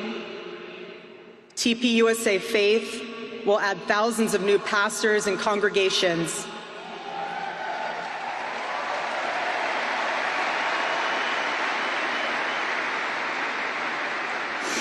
And yes, campus events will continue, and we will continue to hold debates and dialogue.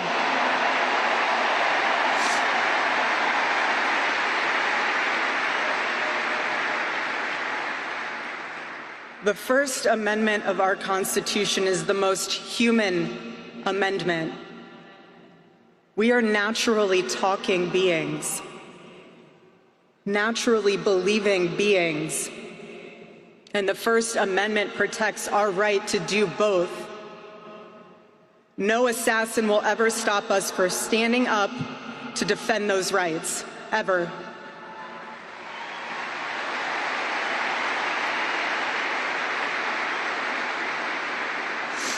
Because when you stop the conversation, when you stop the dialogue, this is what happens. When we lose the ability and the willingness to communicate, we get violence.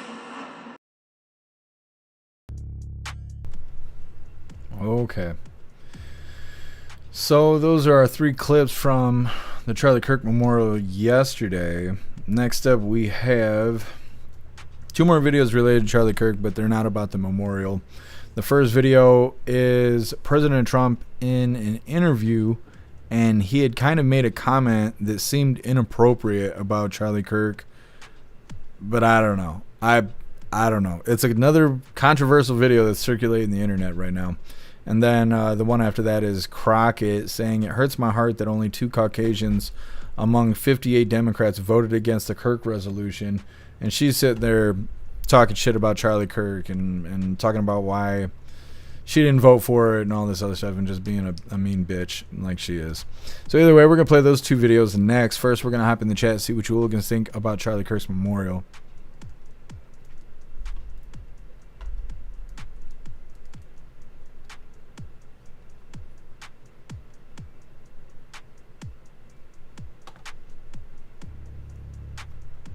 Zero, if she ever dates again, people are going to be shitty.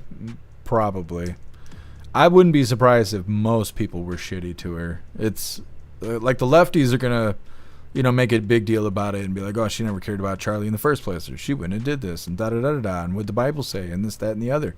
But then I also think people on the right will be shitty to her too, because they'll say, well, marriage is supposed to be forever, and if you're a widow, that doesn't mean your vows don't matter, so you blah, blah, and then judge her that way. So, yeah, life's about to be hard for her if that ever comes. But at this point, I don't think she's worried about that. She's probably got a whole lot of heartache to deal with.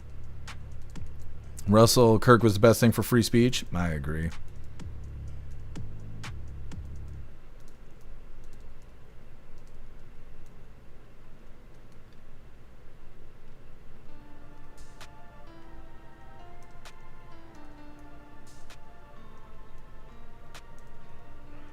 What's up, Susan? Happy freedom to you. MU strong woman. Yeah, I agree. Totally care. Mama is pissed. I think so. Colty, bless her. Absolutely.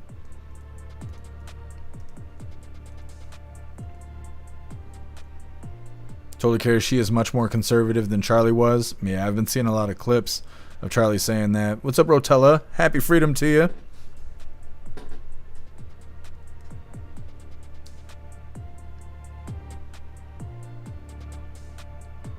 What's up, Deborah? Happy freedom to you.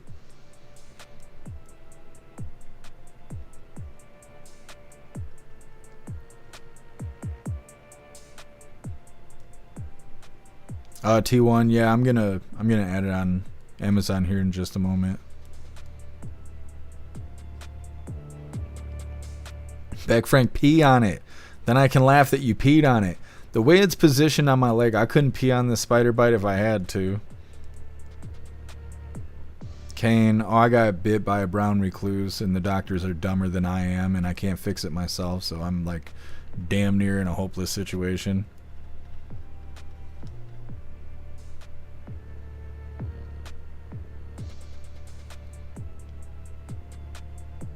What's up, Patriot Dad? Happy freedom.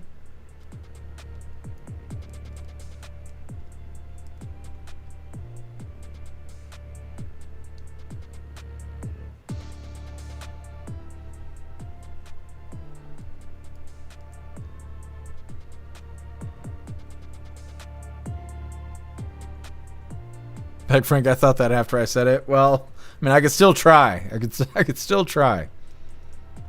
I was like, what the fuck are you doing? Walks in the hallway. I'm like, Beck Frank said this is all her fault.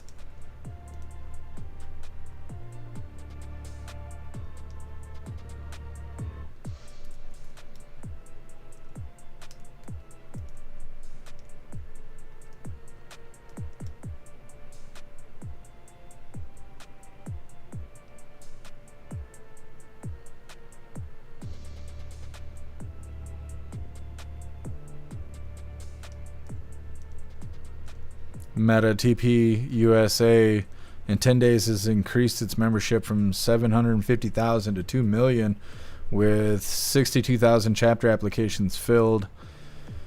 Looks like God wanted one of the good ones. It's an army with the full armor of God. It's a 25% growth. No, I think it's more than that. It's got to be more than that because it's more than double. It's like 125% growth. But yeah, it is good, Meta.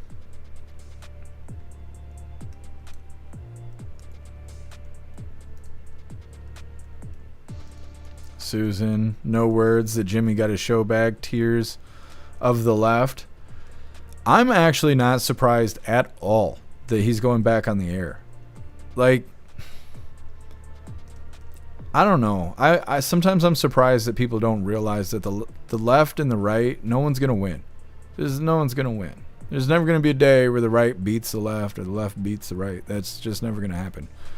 And everything that happens on the left is all bullshit. It's all smoke and mirrors. So when he got taken down, I was like, okay. And he went on the internet and was like, I'm going to start my own podcast. And everybody in the comments was like, great, we'll follow you on the podcast. And I was like, great. He just went from being live on TV where he had handlers telling him what to do to where he's going to be in a podcast where he can just say and do whatever the fuck he wants to. And people are going to support that. And he's probably going to make even more money doing that shit. So what changed? Nothing. Nothing fucking changed. The platform changed. And now he's going to be back on the air. That shit doesn't matter. Like, that shit doesn't matter. Of course there's going to be consequences for your actions. There should be. But with the left, they're the victims. And someone will always see them as a victim. So, you know, you get fired at one job because you were making fun of Charlie Kirk getting assassinated. Some other job is going to hire you for that reason. And that's what it is. The left and the right is just tug of war where nobody's gonna win. So when it got taken down, I wasn't all like, oh yeah, that's what you get, bitch. Like, no, because I knew that wasn't it. That wasn't gonna be the end. It's not. These people are like spokesmen for that side of the aisle. They're not gonna let them just disappear. They're gonna use them in different ways, and especially when they're that famous, they can literally go do whatever the fuck they want. And those idiots who love being lied to will follow them. They will donate to them. They will. Like, it's just the way that things are. And it sucks knowing that one side doesn't beat the other side. You know what's permanent is Charlie Kirk being assassinated. That's permanent. He can't come back. You know what? The right doesn't act like that.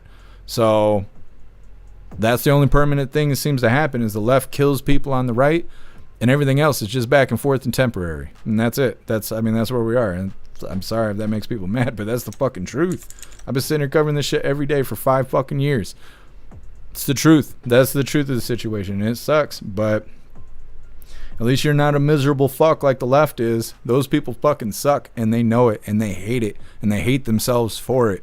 So, although they may try and kill us or may successfully kill us, and we're not going to do jack shit back to them, at least we don't have to live a miserable life. We can find happiness. We can find friends. We can have family. We can have kids. We can reproduce. We can have animals that aren't scared that we're going to eat them and shit. So, things are the way they are, but at least we're living a happy life while they're fucking miserable and putting us in their crosshairs. Either way, next up, we're going to play a doubly.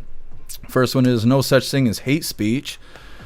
Now, like I said, this is a clip of President Trump doing an interview with Fox shortly after what happened to Charlie Kirk. Now, they bring up that Charlie Kirk said there's no such thing as hate speech. We all know what that means, right? Hate speech is free speech. That's why there's no such thing as hate speech. It's because it doesn't fucking matter. It is a part of free speech. Now, they have been twisting this and making it whatever because the left loves to talk about hate speech. Hate speech is violence to them, which is funny considering how violent they are. But President Trump made a comment that seems kind of inappropriate about Charlie Kirk. And like I said before, I've tried to watch this in all kinds of different contexts to try and understand why he said it. Now, I think President Trump was just probably talking, just trying to get through the interview. I don't think he intentionally was trying to make light of what happened to Charlie Kirk, but this is circulating and there is a ton of people talking about it. So we're going to play this, and we're also going to play another video with Jasmine Crockett talking bad about Charlie Kirk as well. We're going to play these back to back. Either way, hit that like button if you haven't already, and let's get into this. Also, I want you to listen closely because President Trump and this reporter are going to talk over each other while the controversial moment happens. Right? So she's going to talk about hate speech and all this stuff, and President Trump's going to say something while she's talking, and that thing being said is the whole point of the video. So listen closely. Charlie said, that there was no such thing as hate speech. He obviously, no one anticipated what happened to Charlie, but you have always been in favor of free speech. Yeah, so do you have concerns about, some people look at this and your critics will say, well, this crackdown is a crackdown on free speech? It's interesting. I watch your show and I watch others, and I see people saying things. They're crazy. These people are crazed lunatics, even the way they'll answer. It's like, you'll see them, and the things they say are really bad, but they look crazy. They're almost crazed. Maybe they're drugged out. Maybe there's some other problem. Okay, we're going to play it again really quick because I know the video started off really quiet. It's right here in the beginning. Charlie said, that there was no such thing as hate speech. He obviously, no one anticipated what happened to Charlie, but you have always been in favor.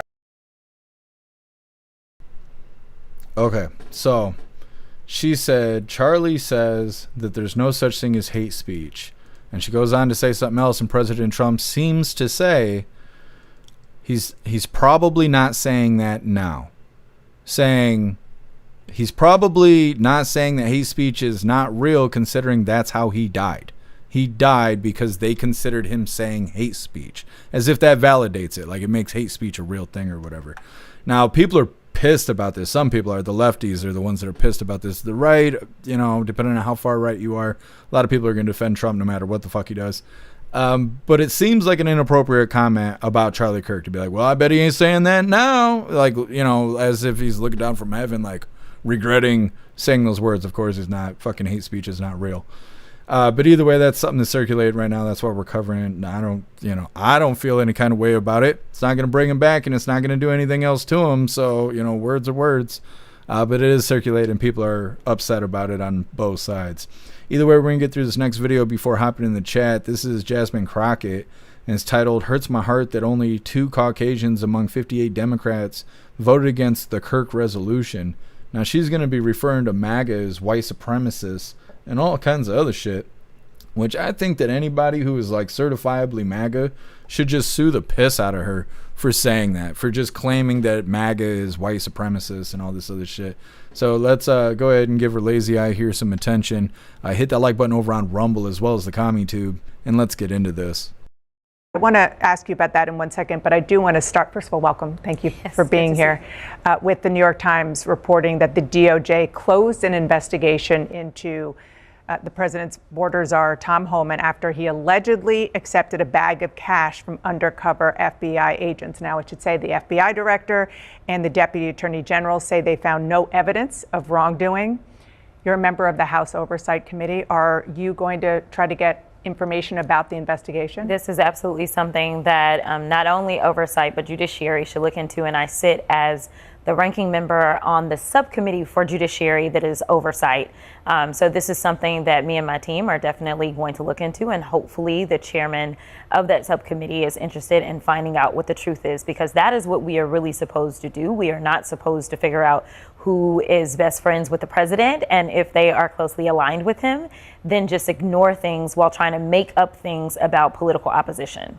Well, on that note, I do want to turn to something that you heard the senator just say, which is he was talking about a resolution that came before the House this past week honoring Charlie Kirk. And there were 58 Democrats who voted against it. You were one. Yeah. Why? Absolutely.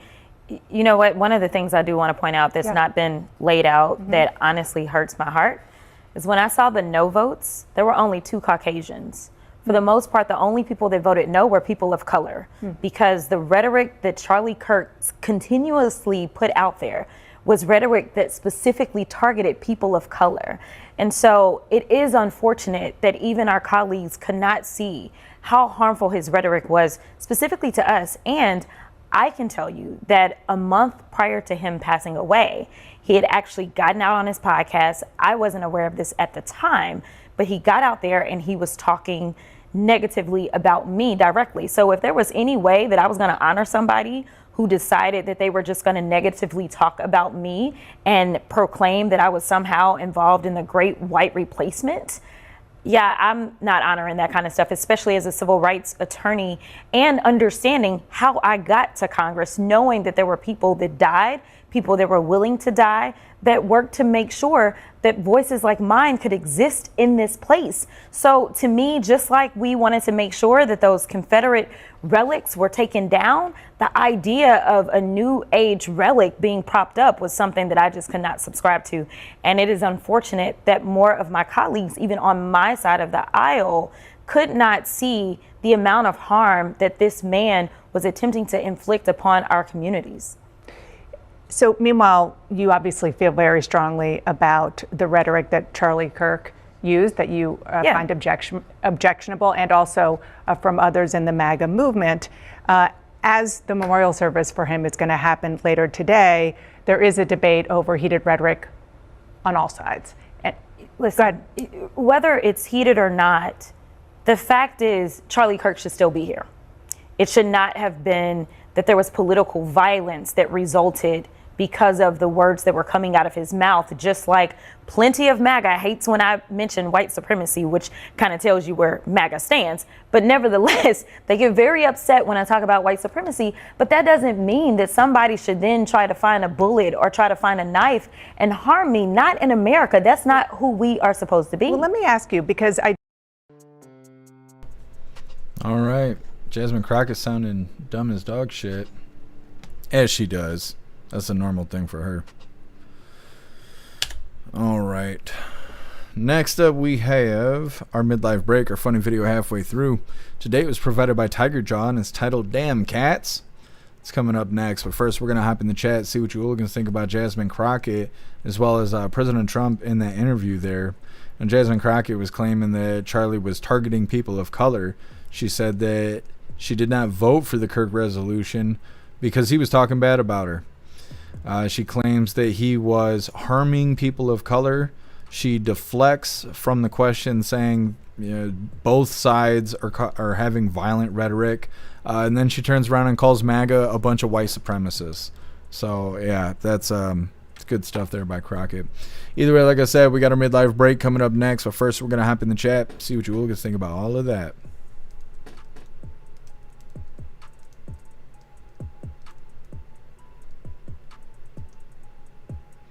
Jay Spray, I don't get how white on white crime turned into a racial black card moment. I have no idea. I don't know, and I want to know who are the people that Charlie Kirk hurt so fucking bad. Like, they're always like calling him a Nazi and all this shit. Well, who'd he hurt? You can't just be a Nazi. It's like being like in the Klan and shit like that. Like, oh, you're a white supremacist. Okay, well, who have you hurt? Because you're not a very good white supremacist if you ain't gone on there and hurt anybody. Like, these are hate groups, which means they have to demonstrate hate against these people, but they don't. There's no evidence of that. So it's just words. Oh man, you didn't like their words? Oh, that's too bad. That's too bad. Russell Crockett is toxic. She is. Simple Witchy, I don't talk to anyone that feels the need to tell me what color they are. Yeah, that's how I am too.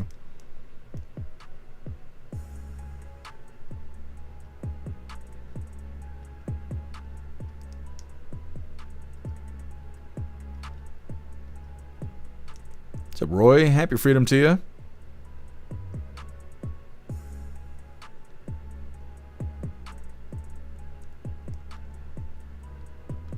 Beck Frank. She thinks it's indicative that Republicans are white supremacists because they object to being called that. Using her logic, is she all the names that she objects to being called? I mean, I don't know. She said Charlie Kirk was talking bad about her, so she didn't vote for the Kirk resolution. She didn't mention whether or not that means that those statements are true, but yeah, you're exactly right. They hate being called white supremacists, so that means they're white supremacists. Are you guys sure you want to play that game? What's up, Johnny Ride? Happy freedom. What's up, Dennis? Happy freedom to you. Can you believe people voted her in? No, I think it was a stolen election. I mean, I'm sure she tricked those people into voting for her, but I'm not willing to accept it.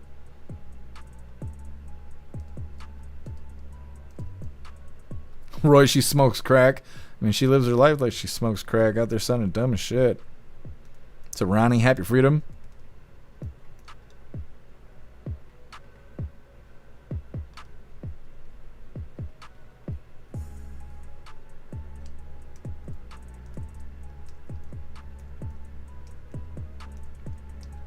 Pager Dad. Anything we say is hate speech. Like, words are violent. Fuck you, softy. It's a cruel world. Get over it. Yeah, I don't know how these people are surviving if the words hurt so bad. What's up, Ramsey? Happy freedom.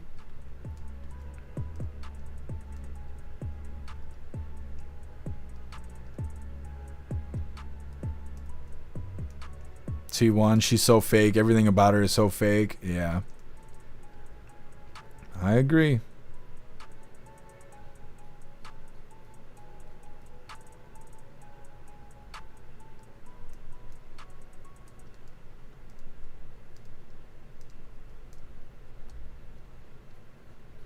Briggs, so narcissist, makes everything about them, and that's what she did as well. Yeah.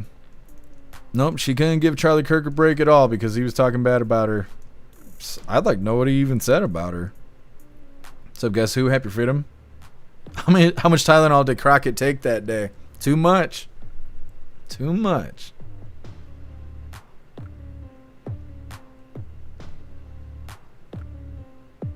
Brig, that's the truth and sad, but I don't think he meant it that way. I think he meant that in a very somber way. Yeah, Brig.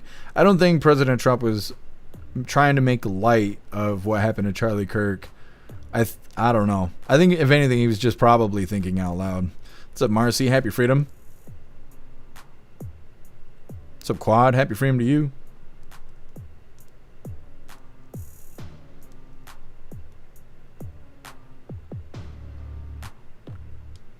Independent. He didn't say now, he said ma'am. I think he said he might not be saying that ma'am. I mean, that still doesn't change. That doesn't really change the message, though. It implies that Charlie Kirk had to eat his own words. And I don't think that's how President Trump meant it. But that's how it's being publicized right now. Like I said, I think President Trump was just thinking out loud, saying, well, he might have said there's no hate speech, but he died for what he was saying. So, maybe. I think he was just thinking out loud. I don't know. I don't think he was intentionally trying to be shitty to Charlie Kirk or anything like that.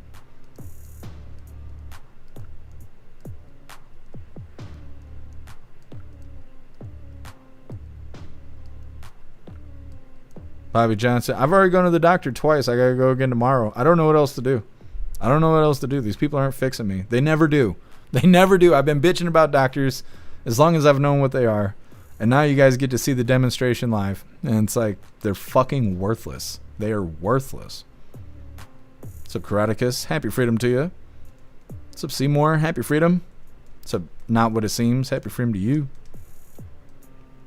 Take the paste. I might have to. Glitch. Anyone talking crap about the memorial won't get 1/10 of the number of people at their memorial. Yeah, Techno, for sure. Yeah, when I get smoked over my speech, ain't nobody gonna care about that shit. And that's the other thing, is everybody was all mad about the size of the memorial. It was TPUSA that put that shit on. It wasn't like it was the White House. It wasn't the Trump administration that did that, but that's what the lefties think. It was TPUSA that put that event on. It was the branding was everywhere. The lefties can't read. They just have to ask their lord, the government, what does this say? What does it say on the sign? It says MAGA. Oh my God, the president threw a white supremacist memorial. They're so fucking stupid. I don't know. They just are. Wayward. Charlie was the best guy we had. His words kept us from the tipping point. Yeah. Well, and I like how they do a lot of talking right now. They're like, well, you know, people got to get together and they got to start talking. No, you don't get to shoot our guy that did all the talking and then now you want to start talking. Like, no, that's not how that works.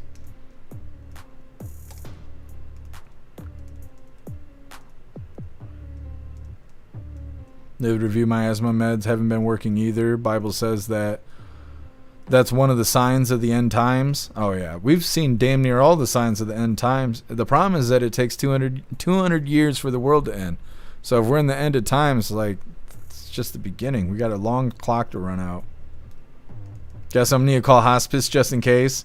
I call hospice. They're gonna make sure I go into the ground. No one's ever called hospice and then survived. Snakes, Trump signed an EO declaring Antifa as a terrorist organization. When did he do that? Like just now? Hey, thanks for being here, Ronnie. Enjoy the rest of your day. Totally care older people have no filter. Yeah, I agree. I know.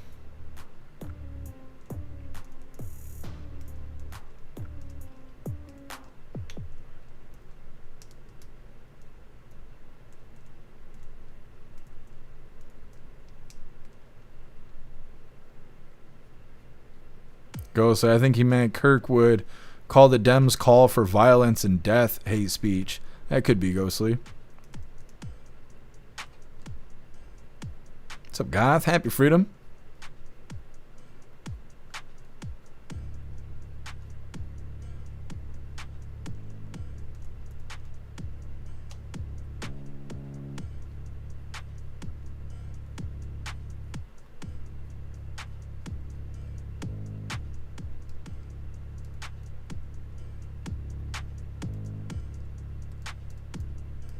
Thank you for letting me know, Brig.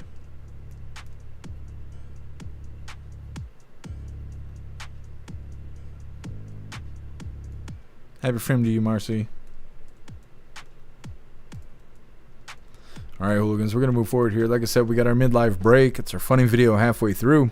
But first, I want to remind you, hooligans, if you'd like to join the membership program over on Rumble and become an official hooligan, all you have to do is click that big red subscribe button right below where you type in the chat. Now, if you're on Android and using the Rumble app, you're unable to see that big red subscribe button. So you got to open your browser, go to rumble.com, log in, come to the chat, or come to the live, hop in the chat, and like I said, right below where you type in the chat, you will see that big red subscribe button. Click that button and jump through the hoops, and your name will be highlighted as an official Rumble hooligan. You'll have access to our custom emojis. We got chapstick emojis, scream and goat emojis, Klaus Daniels emojis, President Trump emojis, and more. It's a lot of fun during the live, especially during a Trump live. So definitely go join the membership program over on Rumble. Let's get this pulled up. Come on now. This is our funny video halfway through. This is our midlife break. Today it was provided by Tiger Jaw, and it's titled, Damn Cats.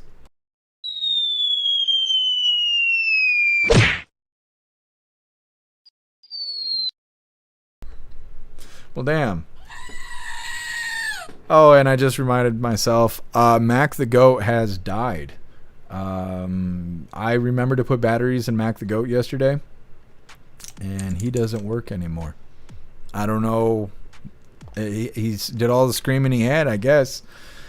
So I guess we'll have to put one on the wish list. Right now we got the Christmas goat that we've been using, and then of course we have our spooky Halloween goat here. But Mac the Goat has passed on us. I realized it yesterday, but yesterday was for Charlie Kirk, so I didn't bring it up. But yes, that is a thing that happened. I can't believe it's been years. It's been years of the screaming goat. And then he kicked the damn bucket. Anyways, getting back into the news here, we got legal fight expected as New Scum signs immigration laws. Now, I don't know why they're calling it immigration laws when it has to deal with ICE and not so much the people that ICE goes after. But either way, he's all proud of himself, although we don't know he has any legal authority to do this. Hit the like button over on Rumble as well as the CommuTube, and let's get into this. Governor Newsom is fighting back against the Trump administration. He signed a series of new bills into law protecting the state's immigrant communities. Let's check in with NBC4's John Klimek. He's live. John, a lot of questions here on whether these are actually enforceable, particularly on that ban. Can they really keep the feds from wearing those masks during these ICE operations? Yeah, so it's interesting. The governor argued back saying that, there are certain state laws that everybody has to abide by, including the feds, things like the speed limit, for one. But the feds saying that that's not entirely the case because you can't interfere with the business of ICE. First in the nation, saying enough. To ICE, unmask. What are you afraid of? What are you afraid of? It was a celebration of sorts when Governor Newsom this weekend signed a package of state bills in the Westlake District, all of them challenging the way immigration agents do their jobs in the state of California, from forcing them to remove their masks to forcing them to wear a visible badge. The governor is once again challenging the Trump administration's policies. Almost immediately, the acting U.S. attorney for California fired back on X, saying in part the state of California has no jurisdiction over the federal government. If Newsom wants to regulate our agents, he must go through Congress. I've directed our federal agents that the law signed has no effect on our operations. Our agents will continue to protect their identity. Now, the governor ceremoniously signed these bills on Saturday. They go into effect immediately, all of them except the bill about unmasking. That doesn't go into effect until January 1st. In the meantime, it is quite possible that we're going to see some pushback and some issue in the courts. Reporting live this morning, I'm John Klimek. Guys, I'll send it back to you. I don't know if that guy knew he was running out of time or what. He's at the end there for no reason. That's all right. Next up, we got FTC takes Amazon to court alleging deceptive Prime practices. Now, like I mentioned earlier, I've heard all kinds of nightmares about dealing with Amazon Prime. It's coming up next, but first we're going to hop in the chat, see what you hooligans think about everything that New Scum is doing. They're saying that he signed a law claiming that ICE cannot wear masks. They also have to have a visible badge, which, I mean, I'm not against that necessarily. Has other things in the bill, not sure what it is, but more than just that. They're saying that the California U.S. Attorney General says the law will not affect ICE because New Scum would have to go through Congress in order to tell ICE what to do because they're a federal authority. Like I said, we got the FTC going to court with Amazon next. First, we're going to hop in the chat, see what you hooligans think about California trying to stand against ICE. Jay Spray, will he feel the same way when Antifa has to unmask? It's a good question, Jay Spray. They've already started, but they're gonna really lean on Antifa is just an idea. They're about to lean on that so hard. Guess Klaus is a suspect in the goat death. Something. We're waiting for the autopsy to come back. Russell, we need to bury Mac and have a memorial. I've been considering it. Jay Spray, it's not every day a pussy lands on your face. from the second story. I mean, I don't know. How'd he catch it with his face, and why was that his go-to, you know?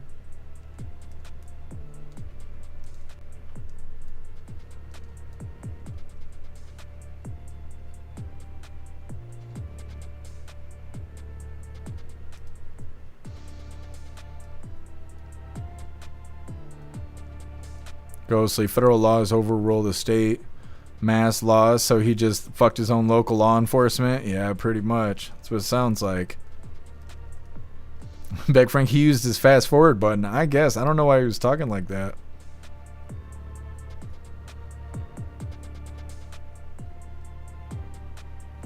Patriot Dad, Newscomb is such a phony politician. He should be selling used cars. I agree. He's like the poster child for that.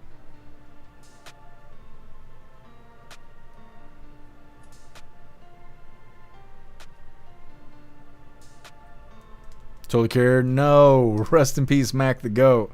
I know. I can't believe it happened. I was like, man, I need to put batteries in the damn goat. I was like, I cannot go live on Monday and still say that the goat needs batteries. So I went over there and did the thing, you know, take it all apart and stuff. Got it all put back together and went to do the thing and nothing. Like, what the shit? I don't know. It's no good.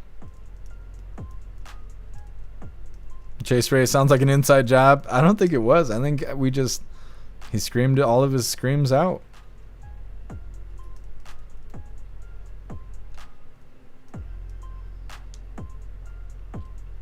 Tom sounds like he's just pandering to the liberals to me, keeping and gaining the idiot supporters, in my opinion. Yeah, I think so too.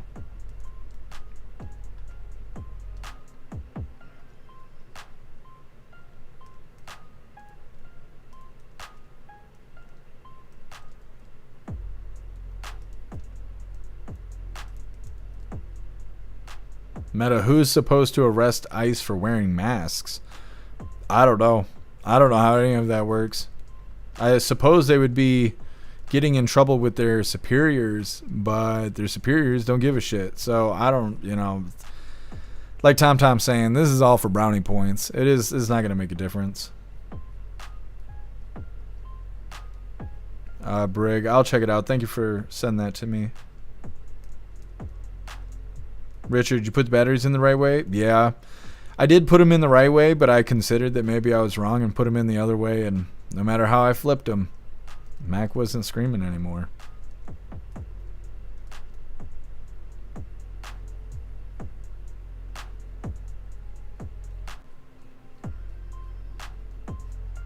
Kenneth, happy freedom to you. I get bit by a brown recluse, got infected, almost lost my arm. Be careful. Yep. Well, that's where I'm about at. They're going to end up having to cut half my leg off if I don't just start getting better. I need magic, I guess. Fuck, I don't know. Praying and medicine isn't working. Klaus, fix my leg. Like, what are we going to do if I ain't got no leg? How do you think I'm going to get the fancy feast?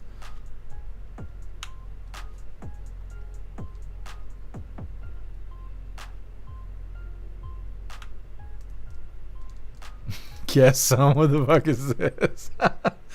This is not what happened. That is not what happened to Mac the Goat. That's terrible. That is not how it went. I swear. Klaus Daniels would never. They were like siblings.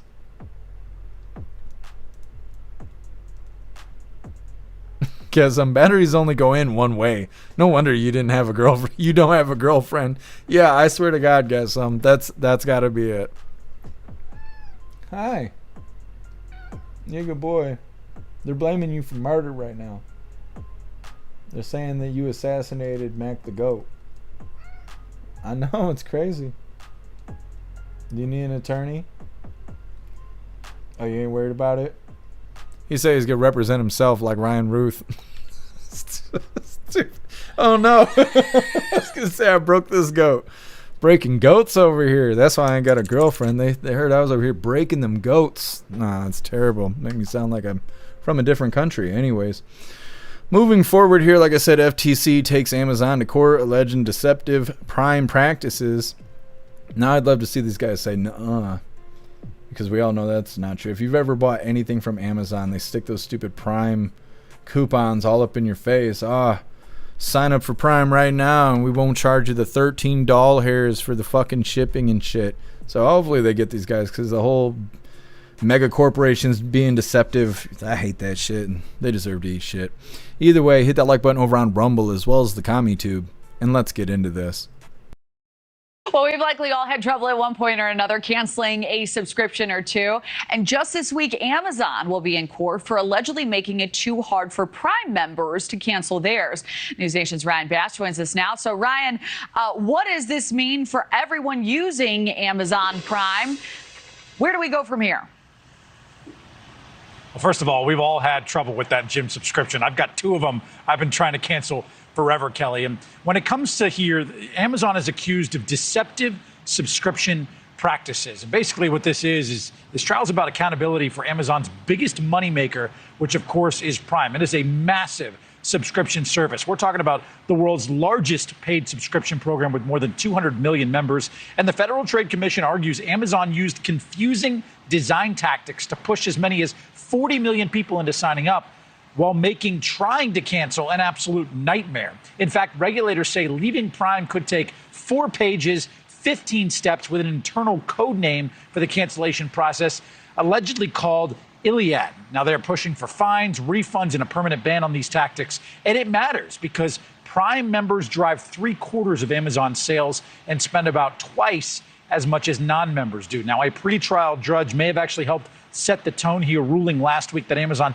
broke federal law by collecting billing info too soon before disclosing payment terms. But jurors still have to decide if customers really actually consented here, Kelly, and if cancellation was fair. Yeah, that's the big question. So has Amazon responded? Could this reshape the subscriptions, how they work for other companies as well? Yeah, this could be the tip of the iceberg, Kelly. And Amazon has made it clear that Prime is certainly clear in terms of its terms here and that customers know exactly what they're signing up for. The tech giant did send a statement to News Nation, which reads in part that neither Amazon nor the individual defendants did anything wrong. We remain confident the facts will show these executives acted properly, and we always put customers first. Now, Kelly, the FTC wins here. Amazon could be facing big fines. They could be facing refunds to customers and new rules for signing up and canceling Prime. But this goes well beyond just Amazon here. I mean, this could potentially force some big changes to the subscription models and landscape across industries. We're talking about from streaming to software, Kelly. So this could have big implications across big tech if the FTC does in fact win this lawsuit. Thank you for watching. Subscribe. Okay. Dealing with Amazon there, I don't see how they could win that case. I think everybody has noticed Amazon's deceptive practices. Either way, next up we got suspect charged in deadly New Hampshire country club shooting.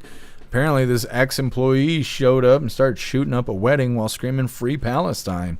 I'm sure it wasn't a lefty, probably wasn't a shapeshifter, I don't know, maybe. Either way, it's coming up next, but first we're going to hop in the chat, see what you Hooligans think about Amazon going to court against the FTC. They're claiming it's deceptive practices, tricking people into signing up and then making it too difficult to cancel the subscription. They're saying that they broke federal law and they're facing huge fines, which Amazon can afford that, so it's probably not even a big loss for them, honestly. Either way, hopping in the chat, and like I said, next up we got a lefty who decided to shoot up a wedding. The review is easy for me to cancel. In fact, I'm on my second free trial and about to cancel again. That's hilarious. Live review.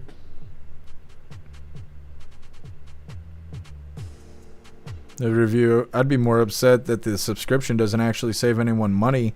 My free account costs the same as my wife's subscription, and she canceled also. Yeah, I had Amazon Prime for like a whole 40 minutes. I got it, and I thought that I was going to use the streaming and stuff, but it has like all the same shit that Netflix has or Hulu or whatever. And then you get free shipping, but I can't afford to buy shit anyways. So what do I need free shipping on products I can't afford to buy? Like, so I gave up on it. I was like, it ain't worth it.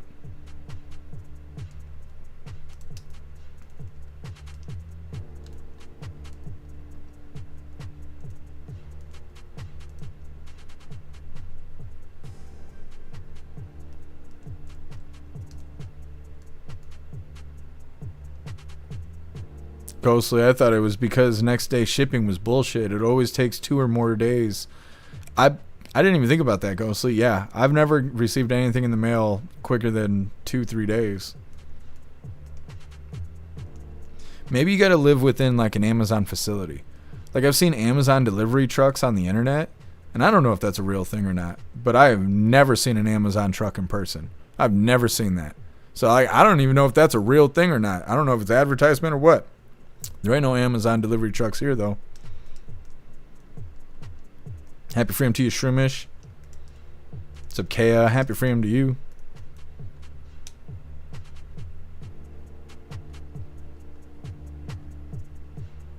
Shroomish, freaking lost my wallet at the 49ers game yesterday. I've never lost a wallet in 25 years. Man, I'm sorry to hear that, Shroomish.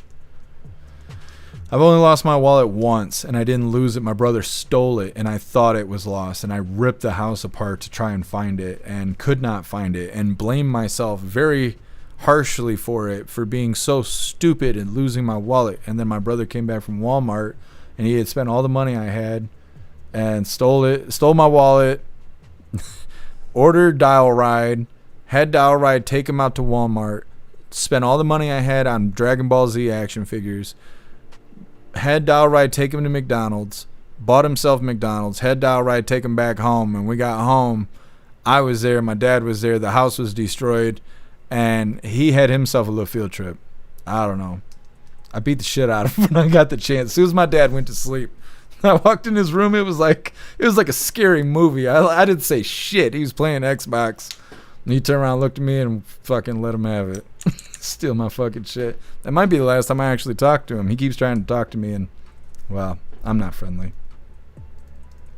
Snooks, I've seen Amazon trucks, and I've never used Prime. There must be Amazon in your area, because I've never seen that, and I don't think there's an Amazon place near me. Guess my son is a shipping manager for Amazon, has 266 trucks at the facility. Yeah, that's crazy. I didn't know if they were real or not. I just saw it on the internet. It was like, maybe it's just advertisement, but I guess we just don't have Amazon out here. Sometime my wife had Prime, and we had gotten things within 12 hours. Ordered a quad battery at night, had it the next morning by 6 a.m. That's badass, Tom.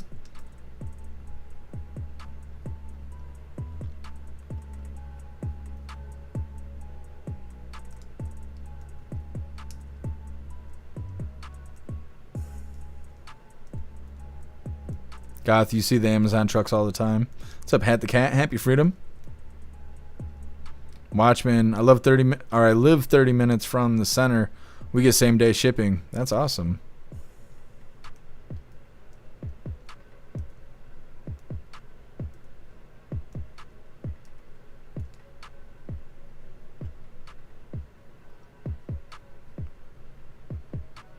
Meta, so did King Klaus crush the cat tree? No, it's still sitting over here. It's just he's too big to sit on top of it, and so he has to sit on the lower parts, and then you guys can't see him anyway, so I just traded it out. That's what this is, like this gray spot right here. That's the other tower sitting next to it. He's just a little bit too big for it.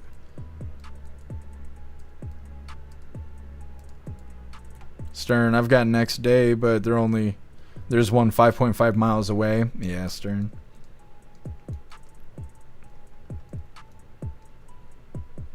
What's up, Richard? Happy freedom.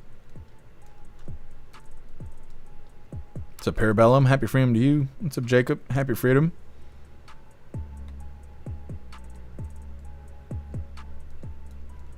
What's up, JD? Happy freedom to you. What's up, Salty Ginger? Happy freedom. What's up, Toy Mafia? Happy freedom to you. Marcy, rest in peace, the goat. I know.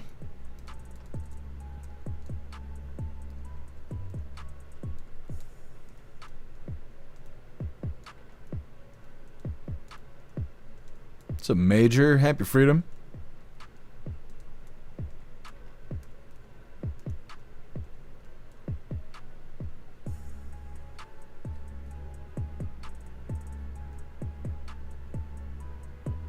Colty, my chat just totally got changed in the middle of the stream. Now I got a really tiny chat size for the font.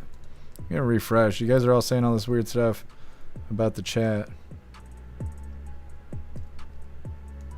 I don't know. It don't look any different to me at all. Nothing about it looks different to me, but whatever. Whatever. Guess I'm totally a wiener. What are you talking about? Amazon wieners? Amazon slanging wieners? I didn't know that. Anyways, moving forward here. Like I said, we got a lefty on the loose here. It's titled Suspect Charged in Deadly New Hampshire Country Club Shooting. Just another piece of shit doing shitty stuff. Before we get into this, I want to remind you, hooligans, that our friend Larry could really use your help. Larry is in need of a kidney transplant, and he's been in and out of the hospital recently. I put together a page for him on the website. It's got all of his details, his story, and links. If there's any way you can help our friend Larry, please go check out his page over on the website.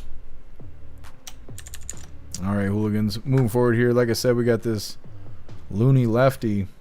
The man Thought it'd be a good idea to shoot up a wedding. Why? Come on, video, you gonna fight me? You don't want these problems?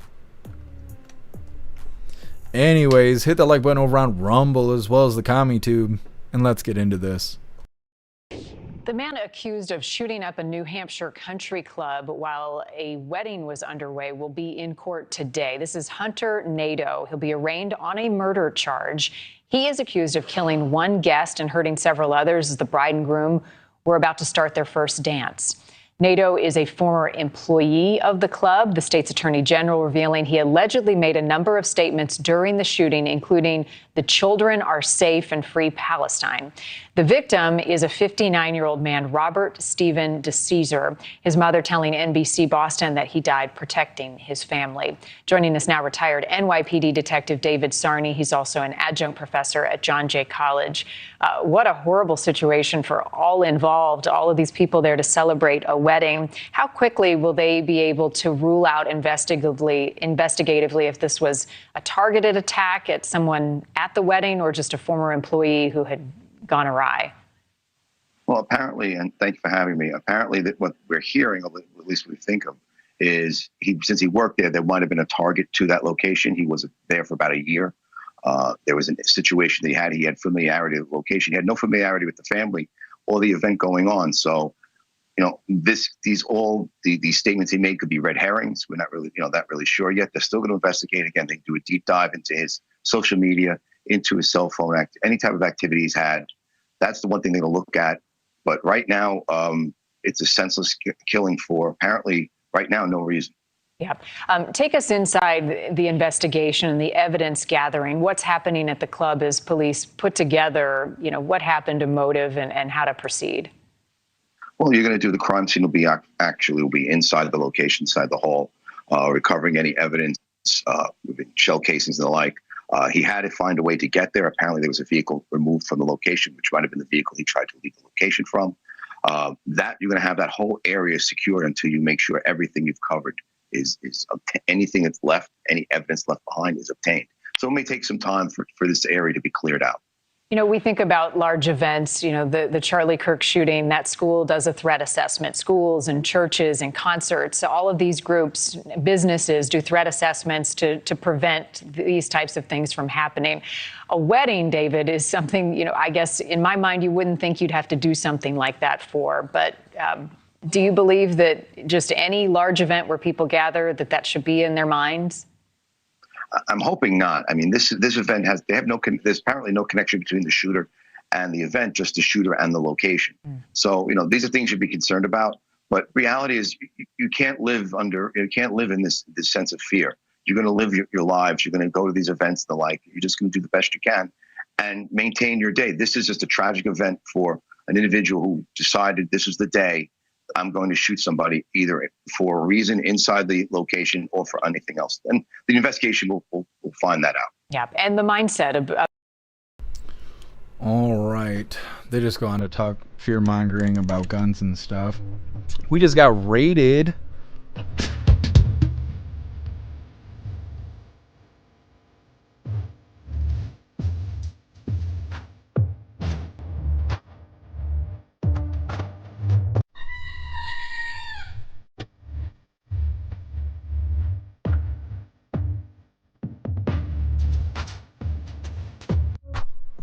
Thank you so much, Glamour, for rating us over on Rumble.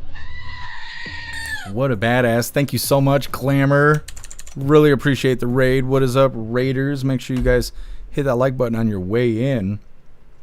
Thank you so much, Glamour. Appreciate it. All right, Hooligans. So like I was saying, we got this Lefty here. Thought it was a good idea to shoot up a wedding. They're saying that he was working at the club and that he was yelling "Free Palestine" while doing the shooting. He shot and killed one person. I wonder how many people were at the wedding. I don't know if we'll get a follow-up on that. It seems like they're trying to sweep that under the rug. I didn't hear anybody talking about that. Lefty out here shooting up a wedding. You'd think that'd be breaking news. Guess not. They probably want to keep things calm about the Lefties shooting everybody because they're really worried about blowback. That hasn't happened yet. Either way, next up we got Lefties losing it for the last little bit of the news before we get into the fun stuff. Today it's titled "Soy Boys Disgusting Charlie Kirk Posts." It's coming up next, but first we're going to hop in the chat. See what you hooligans think about this Lefty who was shooting up that wedding. Glamour, 8 hours of COD. Fried. I bet you are fried, Glamour. Thank you so much for the raid. You need a break. You're going to burn your little eyeballs out. Snugs, I'm so glad you don't really look like the image. What are you talking about? Oh, the raid image? I had Alistair make that for me.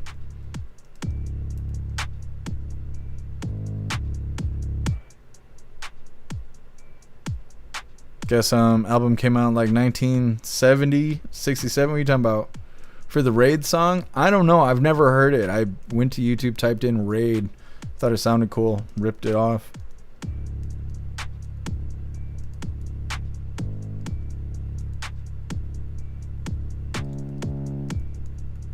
Colty, wow, talk about having a really bad day on your happiest day. Yeah, absolutely. Trying to have a wedding, getting ready to do the solo dance there, and then this Yahoo walks in and starts shooting up the place. Terrible. Aco, get out Jeff's booby tassels. That's right, for the raid. Tits out for the raid.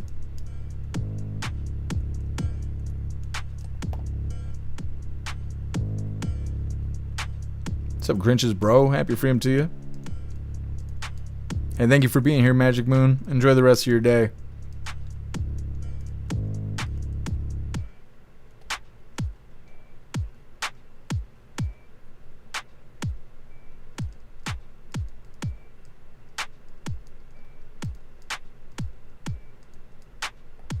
Oh, guess I see what you're saying.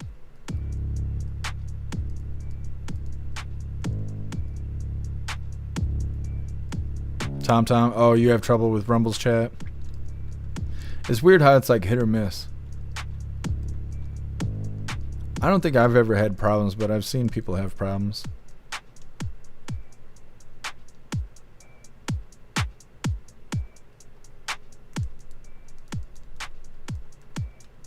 I wonder if Rumble's going to come out with posts, just like YouTube did. Because you can make posts on YouTube now. Because like Rumble made an announcement that they were going to change the Rumble logo to have the stars and stripes in honor of Charlie Kirk. But I'm noticing you guys talking about this in the chat that you guys don't know that. You probably don't. You probably don't know that because you don't have Twitter. You're not on X.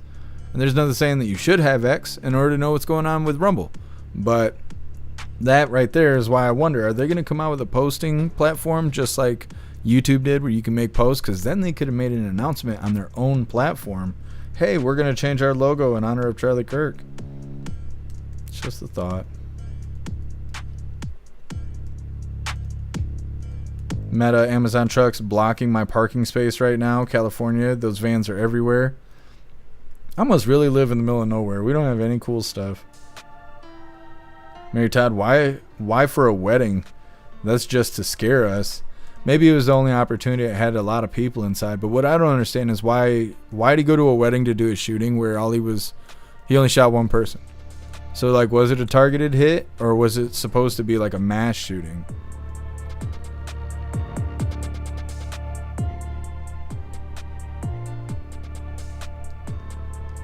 What's up, nice try, happy freedom.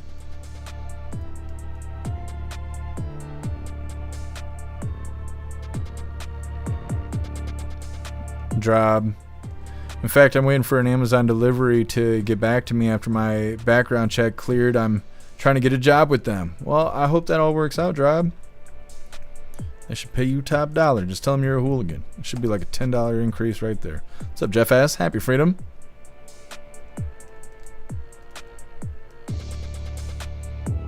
Jeff S.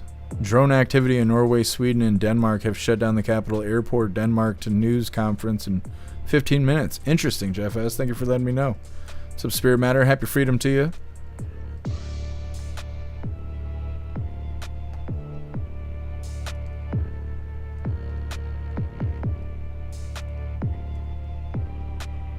Guess your Google got hacked? I am sorry to hear that. I know that is an awful experience.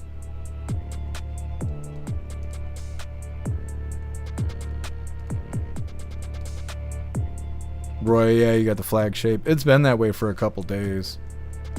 Maybe it's been that way all week. Time flies for me. I just do the same thing every day. I never know what day it is. I always know what time it is, though, because Klaus Daniels won't let me get past 8 o'clock without begging for the fancy feast. He needs the fanciest of feasts. Ain't that right, buddy? Mm-hmm. Just taking a nap before we crack a can? Yeah. You're a good boy. You're a good boy. All right, hooligans, we're getting in the last little bit of the news. Like I said, it is Lefty's losing it, and today it's titled Soy Boys Disgusting Charlie Kirk Posts. It's time. This is kind of a weird one because Rita seems to be out of studio. I don't know if she's out there in Gaza and is covering the fucking news. I don't know. That's what it looks like in the background to me. Either way, hit that like button if you haven't already, and let's get into this. It's time for Lefty's Losing It. Now, while normal people from across America were gathering in Phoenix to pay tribute to Charlie Kirk, the line started the night before, and by 4 a.m. the crowds were huge. As you can see, they're full of young people, not just those geriatric misfits you see at those No Kings protests, but amongst the patriots who love America, just like Charlie did, there was a small group of misfits who thought it's a good idea to protest a funeral. Just gross, gross. And talking about gross, this happened in NYC. A group of contemptible far-left imbeciles did their best to interrupt a somber vigil for Charlie. How did they do that? Well, one screechy cretin sang Bella Ciao, a message written on one of the unfired bullets. And then some sad soy boys sang about wanting the young Republicans to die. This is the modern left, ladies and gentlemen.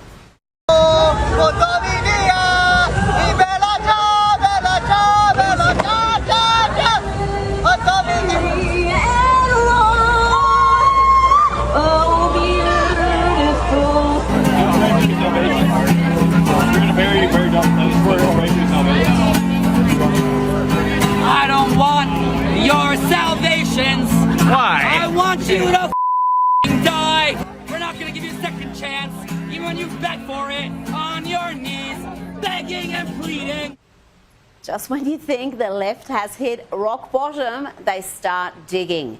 And that brings me to the Democrats, who have incited so much of this hate, so much of this hysteria and violence. Listen here to Democrat Congresswoman Ilhan Omar, who shared a disgusting statement on X, reshared this claim that Charlie Kirk was Dr. Frankenstein and his monster shot him through the neck.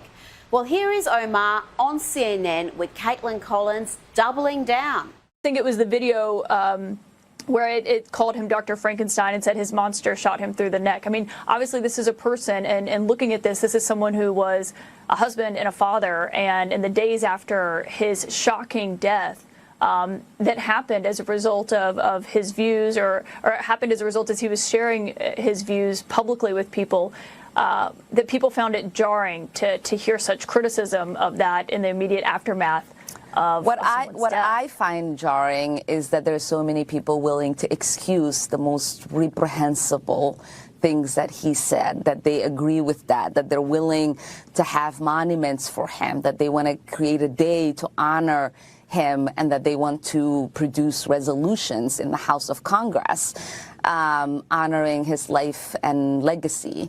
It is one thing to care about his life because obviously so many people loved him, including his children and wife. But I am not going to sit here and be judged for not wanting to honor any legacy this man has left behind. That should be in the dustbin of history, and we should hopefully move on and forget the hate that he spewed every single day. The only one spreading hate is that hideously ungrateful woman. You know, it's only in the West where people who hate the country are accepted as migrants and allowed to run for public office. As for Charlie being left in the dustbin of history, is that what she said? Well, his message, his name is bigger now than ever. Sorry, Elon.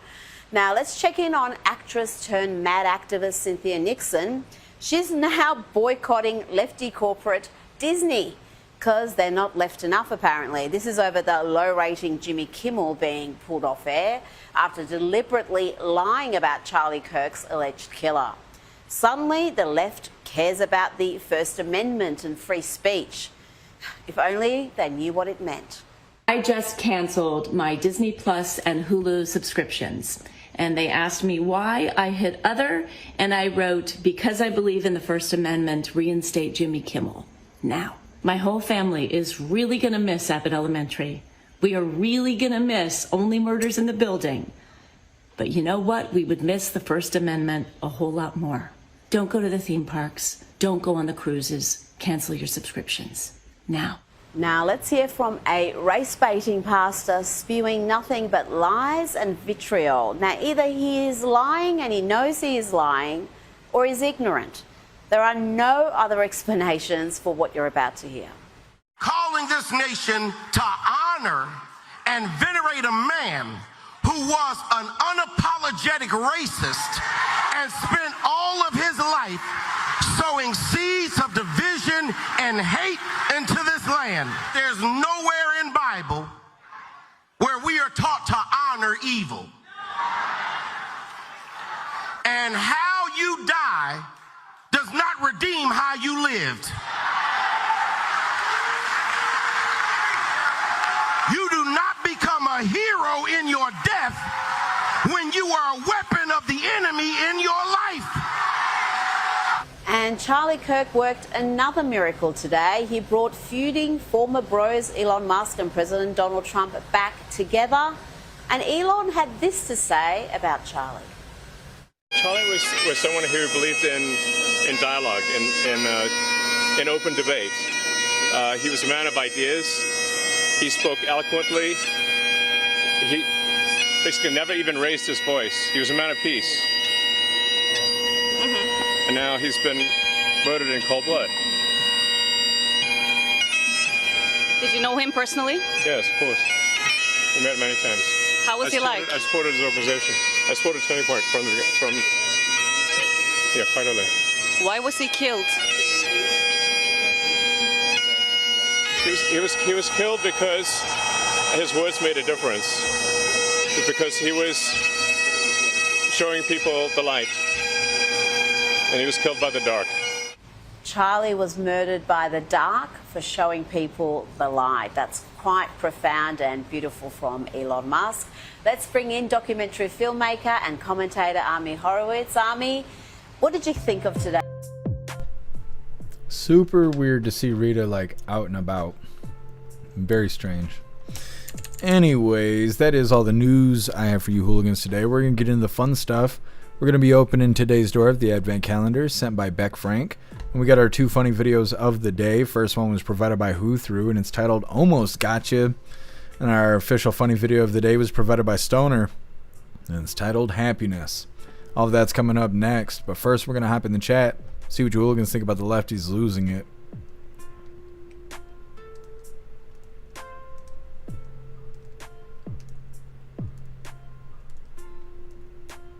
Lots of fans of the pastor. Happy freedom to you, Sam.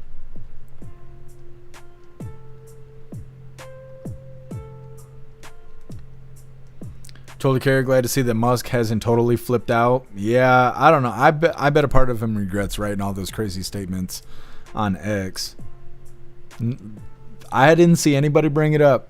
Him and President Trump getting back together and stuff, I didn't see anybody bring up that Elon had said all that bad stuff.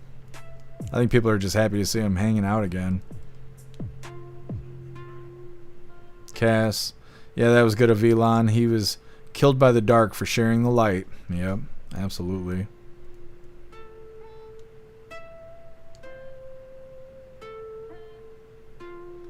Metamouth, who's this moron calling Charlie Kirk a racist? I have no idea. I have no idea who that is.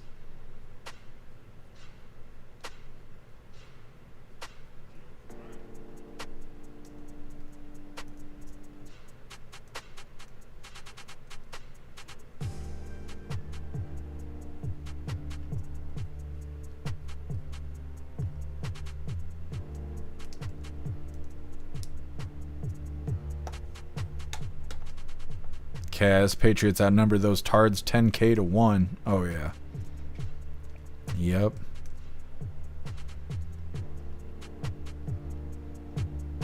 Metamouth Claus is a big kitty. He is.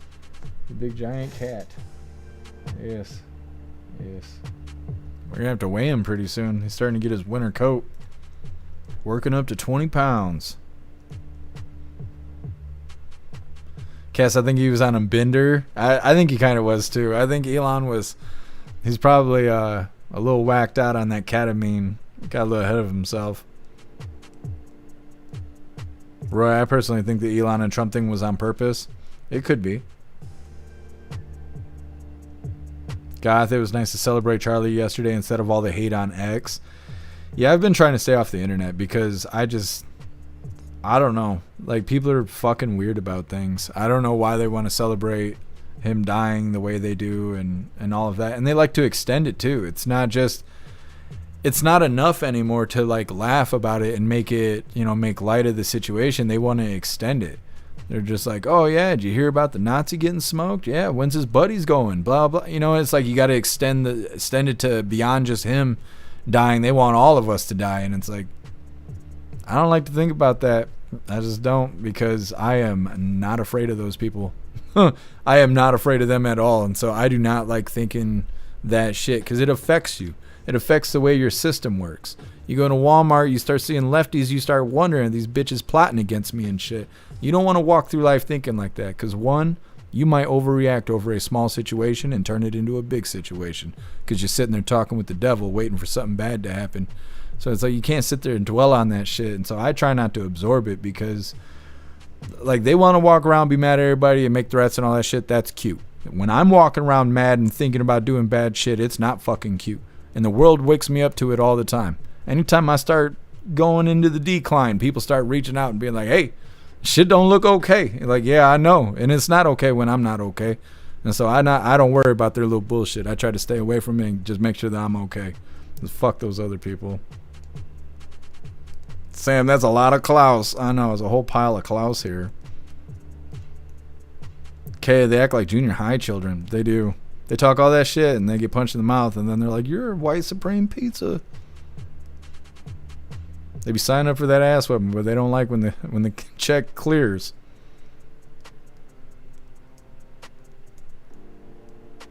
Cass, yesterday was amazing after all the horror and hate. Yeah.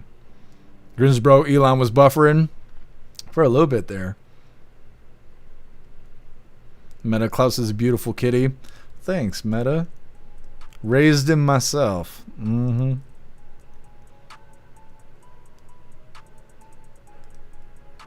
Killer J, yeah, we've lost some friends over all this Charlie stuff. No big loss. Yeah. People are vile. I don't know why they like it. I mean, I understand that misery loves company. I've been in bad places and like to be nasty about my nasty feelings and stuff.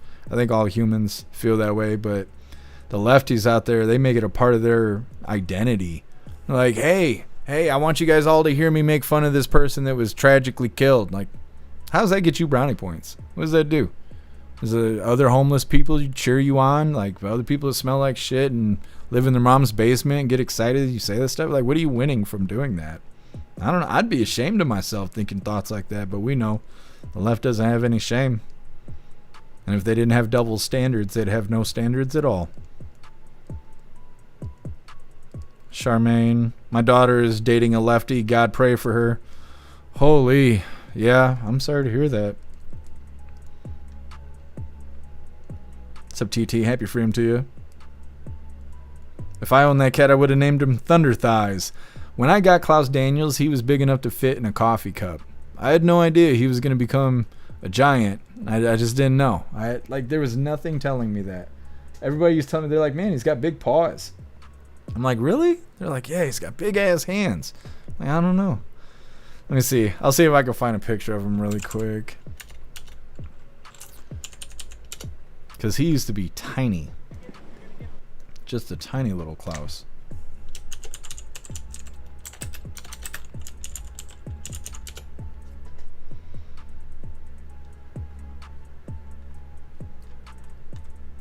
They didn't take his channel down, did they?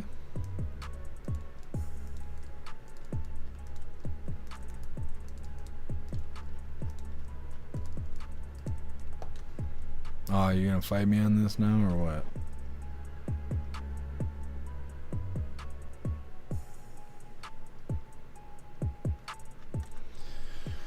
Let's see if I can find him really quick.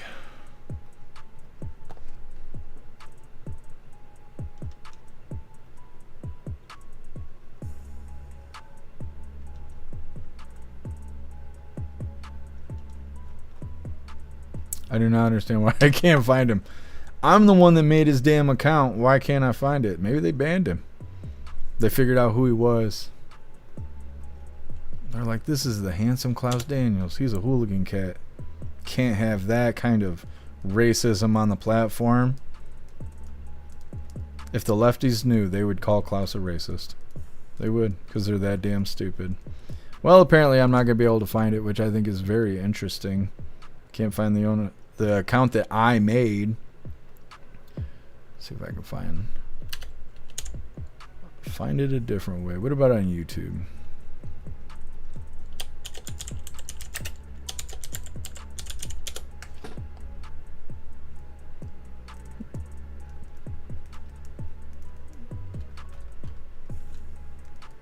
What's funny is how many of you guys pop up when I type in Klaus Daniels. Tagging me in something that reminds you of Klaus. Klaus will never understand how famous he is. Well, I'll have to look at some other point because apparently I'm not going to be able to find it right this second, which fucking sucks. But he was like a tiny little cat when I got him. And now he's just the blob of Klaus. Goth, I have my 17-pound Buddha and his mom. His mom is 8 pounds. I marvel at how he came from her. Yeah. Beck Frank, Jeff's got that proud dad look. He's a good boy.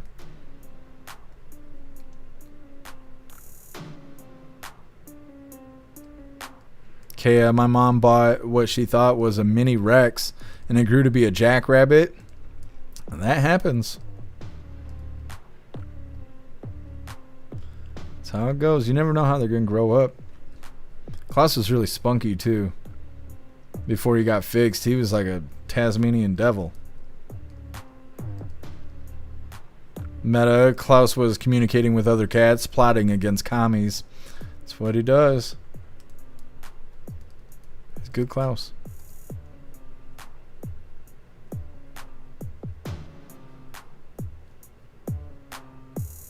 What's up, Distracted? Happy freedom.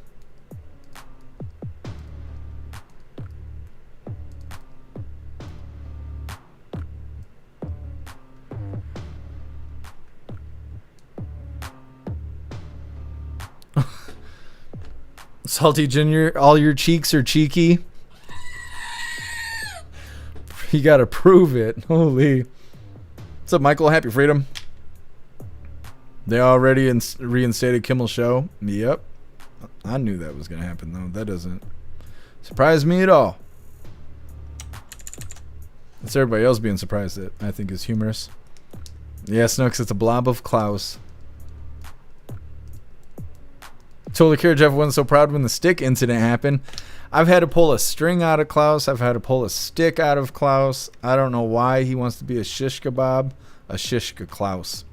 I don't know. He hasn't done it since, though. That's the thing. Is after it happened, it hasn't happened since, so he must not have liked it. Look, are you ready for action, Sam? Styling out there. All right, hooligans, we're going to get into the fun stuff here. Oh, let me see. Like I said, we're going to be opening today's door of the Advent Calendar sent by Beck Frank. And we got our 2 funny videos of the day. But before we get into this, I want to remind you, hooligans, if you'd like to support the live to keep us running, you're welcome to use the links in the description in order to send donations. You could do that by using PayPal, Cash App, Stripe, Zelle, Venmo, Locals, Buy Me a Coffee, or you can even send crypto. Let's see what we get today from the Advent Calendar sent by Beck Frank. Now, I can't even remember what day it is, and today is Monday, so that makes it even more difficult. Is it Thursday? It's not. Or Thursday. Is it 13? It is not. Where is 14? Since nothing is in order. There's a 14, right? Did they trick me? Oh, there we go. Okay. What is this? What is this? Oh, interesting. Okay. Figured it out. Barely. I almost didn't do it right. We got Christmas decorations. Some ornaments, if I could figure out how to show you guys. Ugh. Of course, you can't see it that way. Here's the first one. Very cool. And they stuck the little Santa hat on the dragon. I don't know if you can see it, but it's pretty sweet. Then we got this one that I can't seem to handle. There we go. All of it is Skyrim. It's not white supreme pizza symbols, you hooligans. Jesus loves this. Thank you so much, Beck Frank. Really appreciate it. Holy, quite the collection we're building here out of Skyrim merch. Let's move on to our funny videos really quick. Let's get this pulled up. Beck Frank, they're going to charge me $1 million to send this to Australia. Either way, getting into our funny videos here. Like I was saying, this first one was provided by Who and it's titled Almost Gotcha. With all the freaks out there, people are on edge, especially this guy having to watch his friggin' ass getting attacked by a tube possessed by friggin' Skynet. What the hell is going on here? Like I said, everybody's living on the edge, so when a tube starts going up your ass as if it's violating you like Harvey Weinstein, then shit, you do what you gotta do. You spin out and make sure nobody's looking around. But in this case, we had a camera so I could commentate it. With all the freaks out there, people... Almost got him. He almost caught the gay. That's what he was scared of. He thought they were going to get those cheeks. He was ready to defend himself. I'm surprised they didn't say he was a white supreme pizza in training. You don't like butt stuff? You must be a racist. That's how the left works. Either way, this is our official funny video of the day. This was provided by Stoner, and it's titled Happiness. Stop.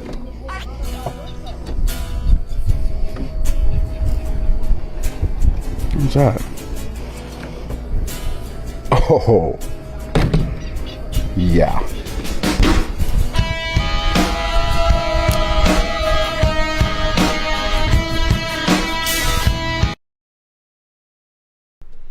Jealous. What a life this guy is living. Well, hooligans, that is all the coffee I had for you guys today. I'm going to grab this Linktree link really quick. We're going to drop it in all the chats we're going to read through.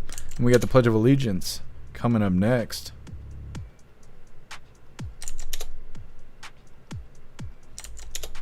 Meta Claus sleeps a lot.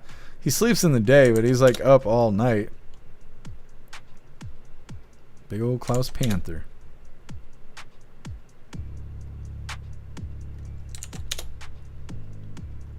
Alright, hooligans, there is the Linktree link where all of my links are listed. So if you'd like to make donations, join membership programs, or purchase any merch, would really appreciate it. All of your guys' contributions keep us running every day except for Sunday, because we got to have a day to recharge those batteries. Definitely go join Discord. Discord is our free hooligan community. It's the best way to be notified every single time we go live. The hooligans are there keeping the conversation going 24/7, and we have 2 news boards to keep you up to date with everything going on around the world. So definitely go join Discord. If you're feeling real saucy, go join jeffmaclive.com. Over on the website, it is the best way to experience the live. Our built-in chat has more ability than any other platform. You can post memes and GIFs and custom emojis and links and all kinds of stuff right there while watching the live. You also have access to Hooligans Alley, which is our private social media area. You'll have access to the forums, the arcade, the advanced or the Hooligan AI, as well as our advanced messaging system with the built-in group chats. So definitely go get yourself a membership for jeffmaclive.com. It's the home of the Hooligans. Like I said, we're going to read through and we got the Pledge of Allegiance coming up, and then we're rating out over on Rumble. Also, I think this week we're going to have to do the premium live again because we are still a part of the premium creator program there. So we're going to have 5 hours of premium live streaming done this week before Friday. I'm pretty sure this is the week we got to do it. Now, I was trying to create an RTMP server for the website to try and finagle some stuff, but I don't know that we're going to be able to do that. So we will have to figure all this out, but I think we're going to end up doing 5 hours of gaming just like we did last time. That way you guys don't have to worry about missing anything important. But I will let you guys know as the week goes on, because probably Wednesday, Thursday, Friday, we're going to have to do the premium at some point. We'll do Coffee with Hooligans as usual, but later on in the afternoon, we'll do some gaming or something just to burn those 5 hours that they're going to force us to deal with, and we'll see how that goes. Like I said, I'll remind you guys. Either way, reading through, we got the pledge coming up, and we're raiding out on Rumble. Thanks for being with us, Sam. Enjoy the rest of your day. Guess I'm giving me flashbacks to jail. Man, that's what that guy was thinking.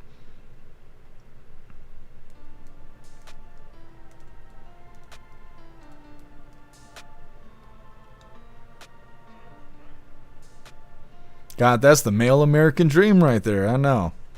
You know, your legs would never be not sleep ever again. It's like you can't even feel them. You're just sitting there casting it out. You ain't felt your legs in the last 4 hours. It'd be all right. Hey, thanks for being here, Cass. Enjoy the rest of your day. Metal Mouth, he almost got poked by the hose. I know, but why was he smiling so much? Kea, gross? What's gross? God, keep those strings away from Klaus. I know.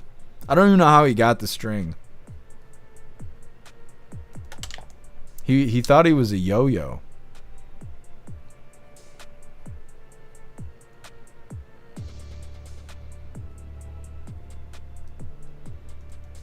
God, tell the stick incident. I don't even remember how it went. Klaus was running through the house crazy, and I picked him up, and there was like this much of a stick hanging out of his back door, and I didn't know what to do. I didn't know what to do. I set him down for a little bit because I had to think about this. I had never encountered anything like this before. But eventually I had to get some toilet paper and grab onto that fucker. What I didn't expect was it to keep coming out as I was pulling, and that stick was like this fucking long, but only like this much of it was actually hanging out the window. And so, yeah, I had to relieve Klaus of his stressful day, and both of us had a bad day that day. But he hasn't been messing with any sticks since that happened. What's ironic is that it was catnip. I was growing catnip, and I had cut the branches and stuff and threw it in a box so it would dry and he could use it as he wanted to until he ate one of the sticks. And now I know. Don't do that. Don't do that. Klaus on a stick. It was a bad day for both of us. Major cat sickle. Yeah, that's what it was. It was a cat sickle. I didn't lick the spoon, so don't ask, you guys. Okay, that's not what happened. Ghostly Klaus was going through a weird phase. I don't know if he was doing some experimenting or what was going on, but I don't know. We had enough of each other for a little while. After that incident, we had to take some time apart. Can you show us the stick? I did not keep it. I'm not that kind of psychopath that I keep trophies. I'm a different kind. What's up, Fresca Bean? Happy Freedom.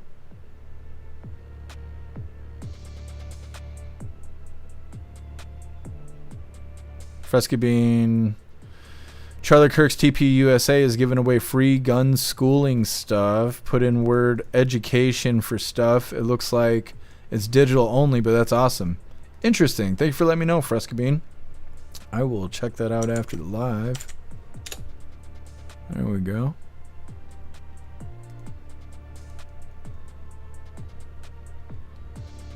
What's up, Wong? Happy Freedom. Hey, thanks for being here, Viola. Enjoy the rest of your day. Yeah, met a Shishka Klaus.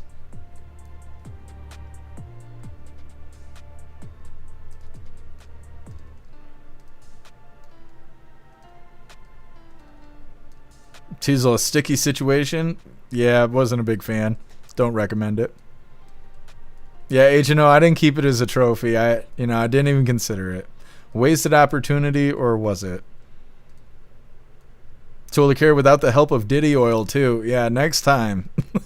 Next time we'll have to use the Diddy oil. Ghostly, Homeland Security just posted the best thing. Is it the Pokemon video? Hold on, because I think I saw it. I was when I was looking for the damn Klaus thing. Let me see if I can find it really quick, because I saw it. If it's what I'm thinking of. They made like a gotta catch 'em all thing. Yeah, it is Homeland Security. Alright, we're gonna watch it. I thought about it and I was like, nah, I'll save it for tomorrow. But since it's getting brought up, we're gonna watch this really quick and then we're getting on to the Pledge of Allegiance. So Homeland Security just posted this. I haven't got to listen to it yet, so I'm pretty excited about it.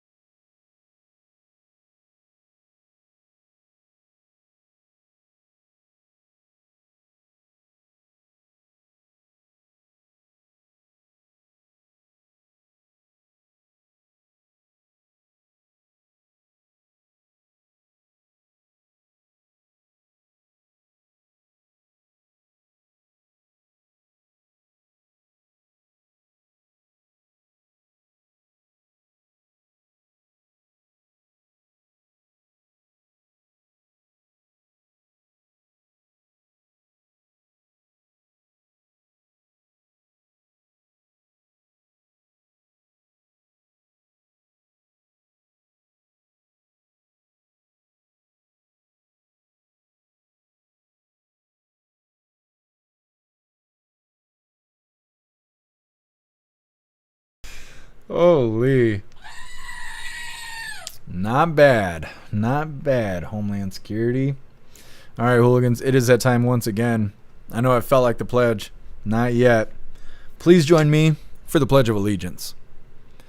I pledge allegiance to the flag of the United States of America and to the republic for which it stands, one nation, under God, indivisible, with liberty and justice for all. All right, we did the thing. That means it is time to rate out over on Rumble. Let's figure out who we're rating today. Now I got the Pokemon song stuck in my head. Well, it's a brand new week. We can rate anybody we want to. We could. So I think we're going to start with the Rotella. He's a young man, but... Let's do a Rotella raid. Let's do that. Alright, hooligans, hit that like button as soon as you land.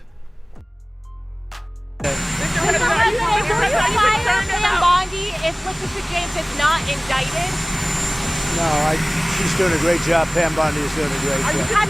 I think Pam Bondi. Well, would you look at that, everybody? Jeff Mack with a raid. Would you look at that? Let's go welcome some hooligans, and we'll be right back to President Trump. Come on in, hooligans. Come on in, hooligans. Happy freedom.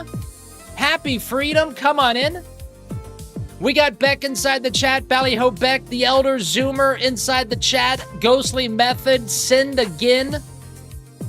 Sinned Again, come on. Didn't you learn your lesson the first time, Sinned Again? We got Too Old to Care, Tennessee Man, Ramsey, Odysseus, welcome in. Jeff Mack, thank you so much, my friend. Give a round of applause to Jeff Mack, everybody. Round of applause for Jeff Mack. Get Some inside the chat. What's up, Get Some? Ballyho, nice to see you. Sharon's here. If you wouldn't mind posting Jeff Mack's channel so the Domers can go follow Mr. Mack. Mr. Mack goes live usually all the time before the Dome. So if you want a place to hang out before you come hang out with Mr. Rotella, make sure to hang out with Jeff Mack. We got Goth Conservative inside the chat. The Elder Zoomer, Get Some.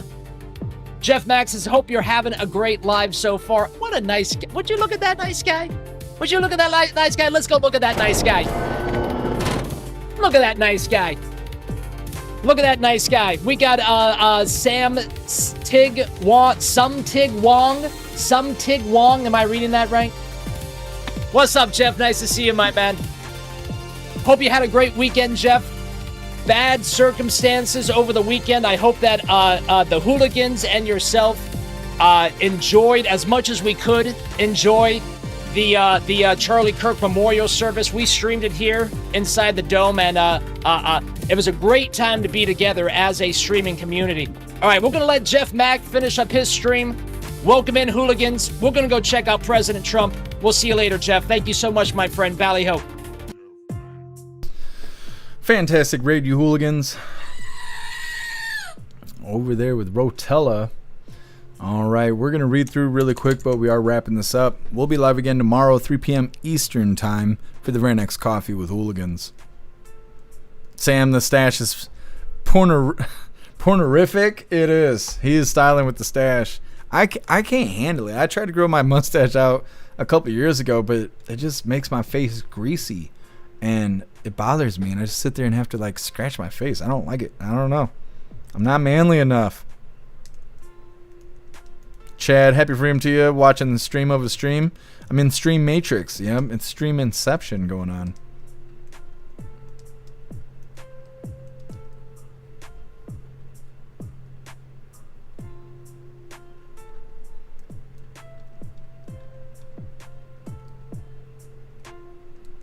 Ghostly, next level shit posting right there. Mm-hmm.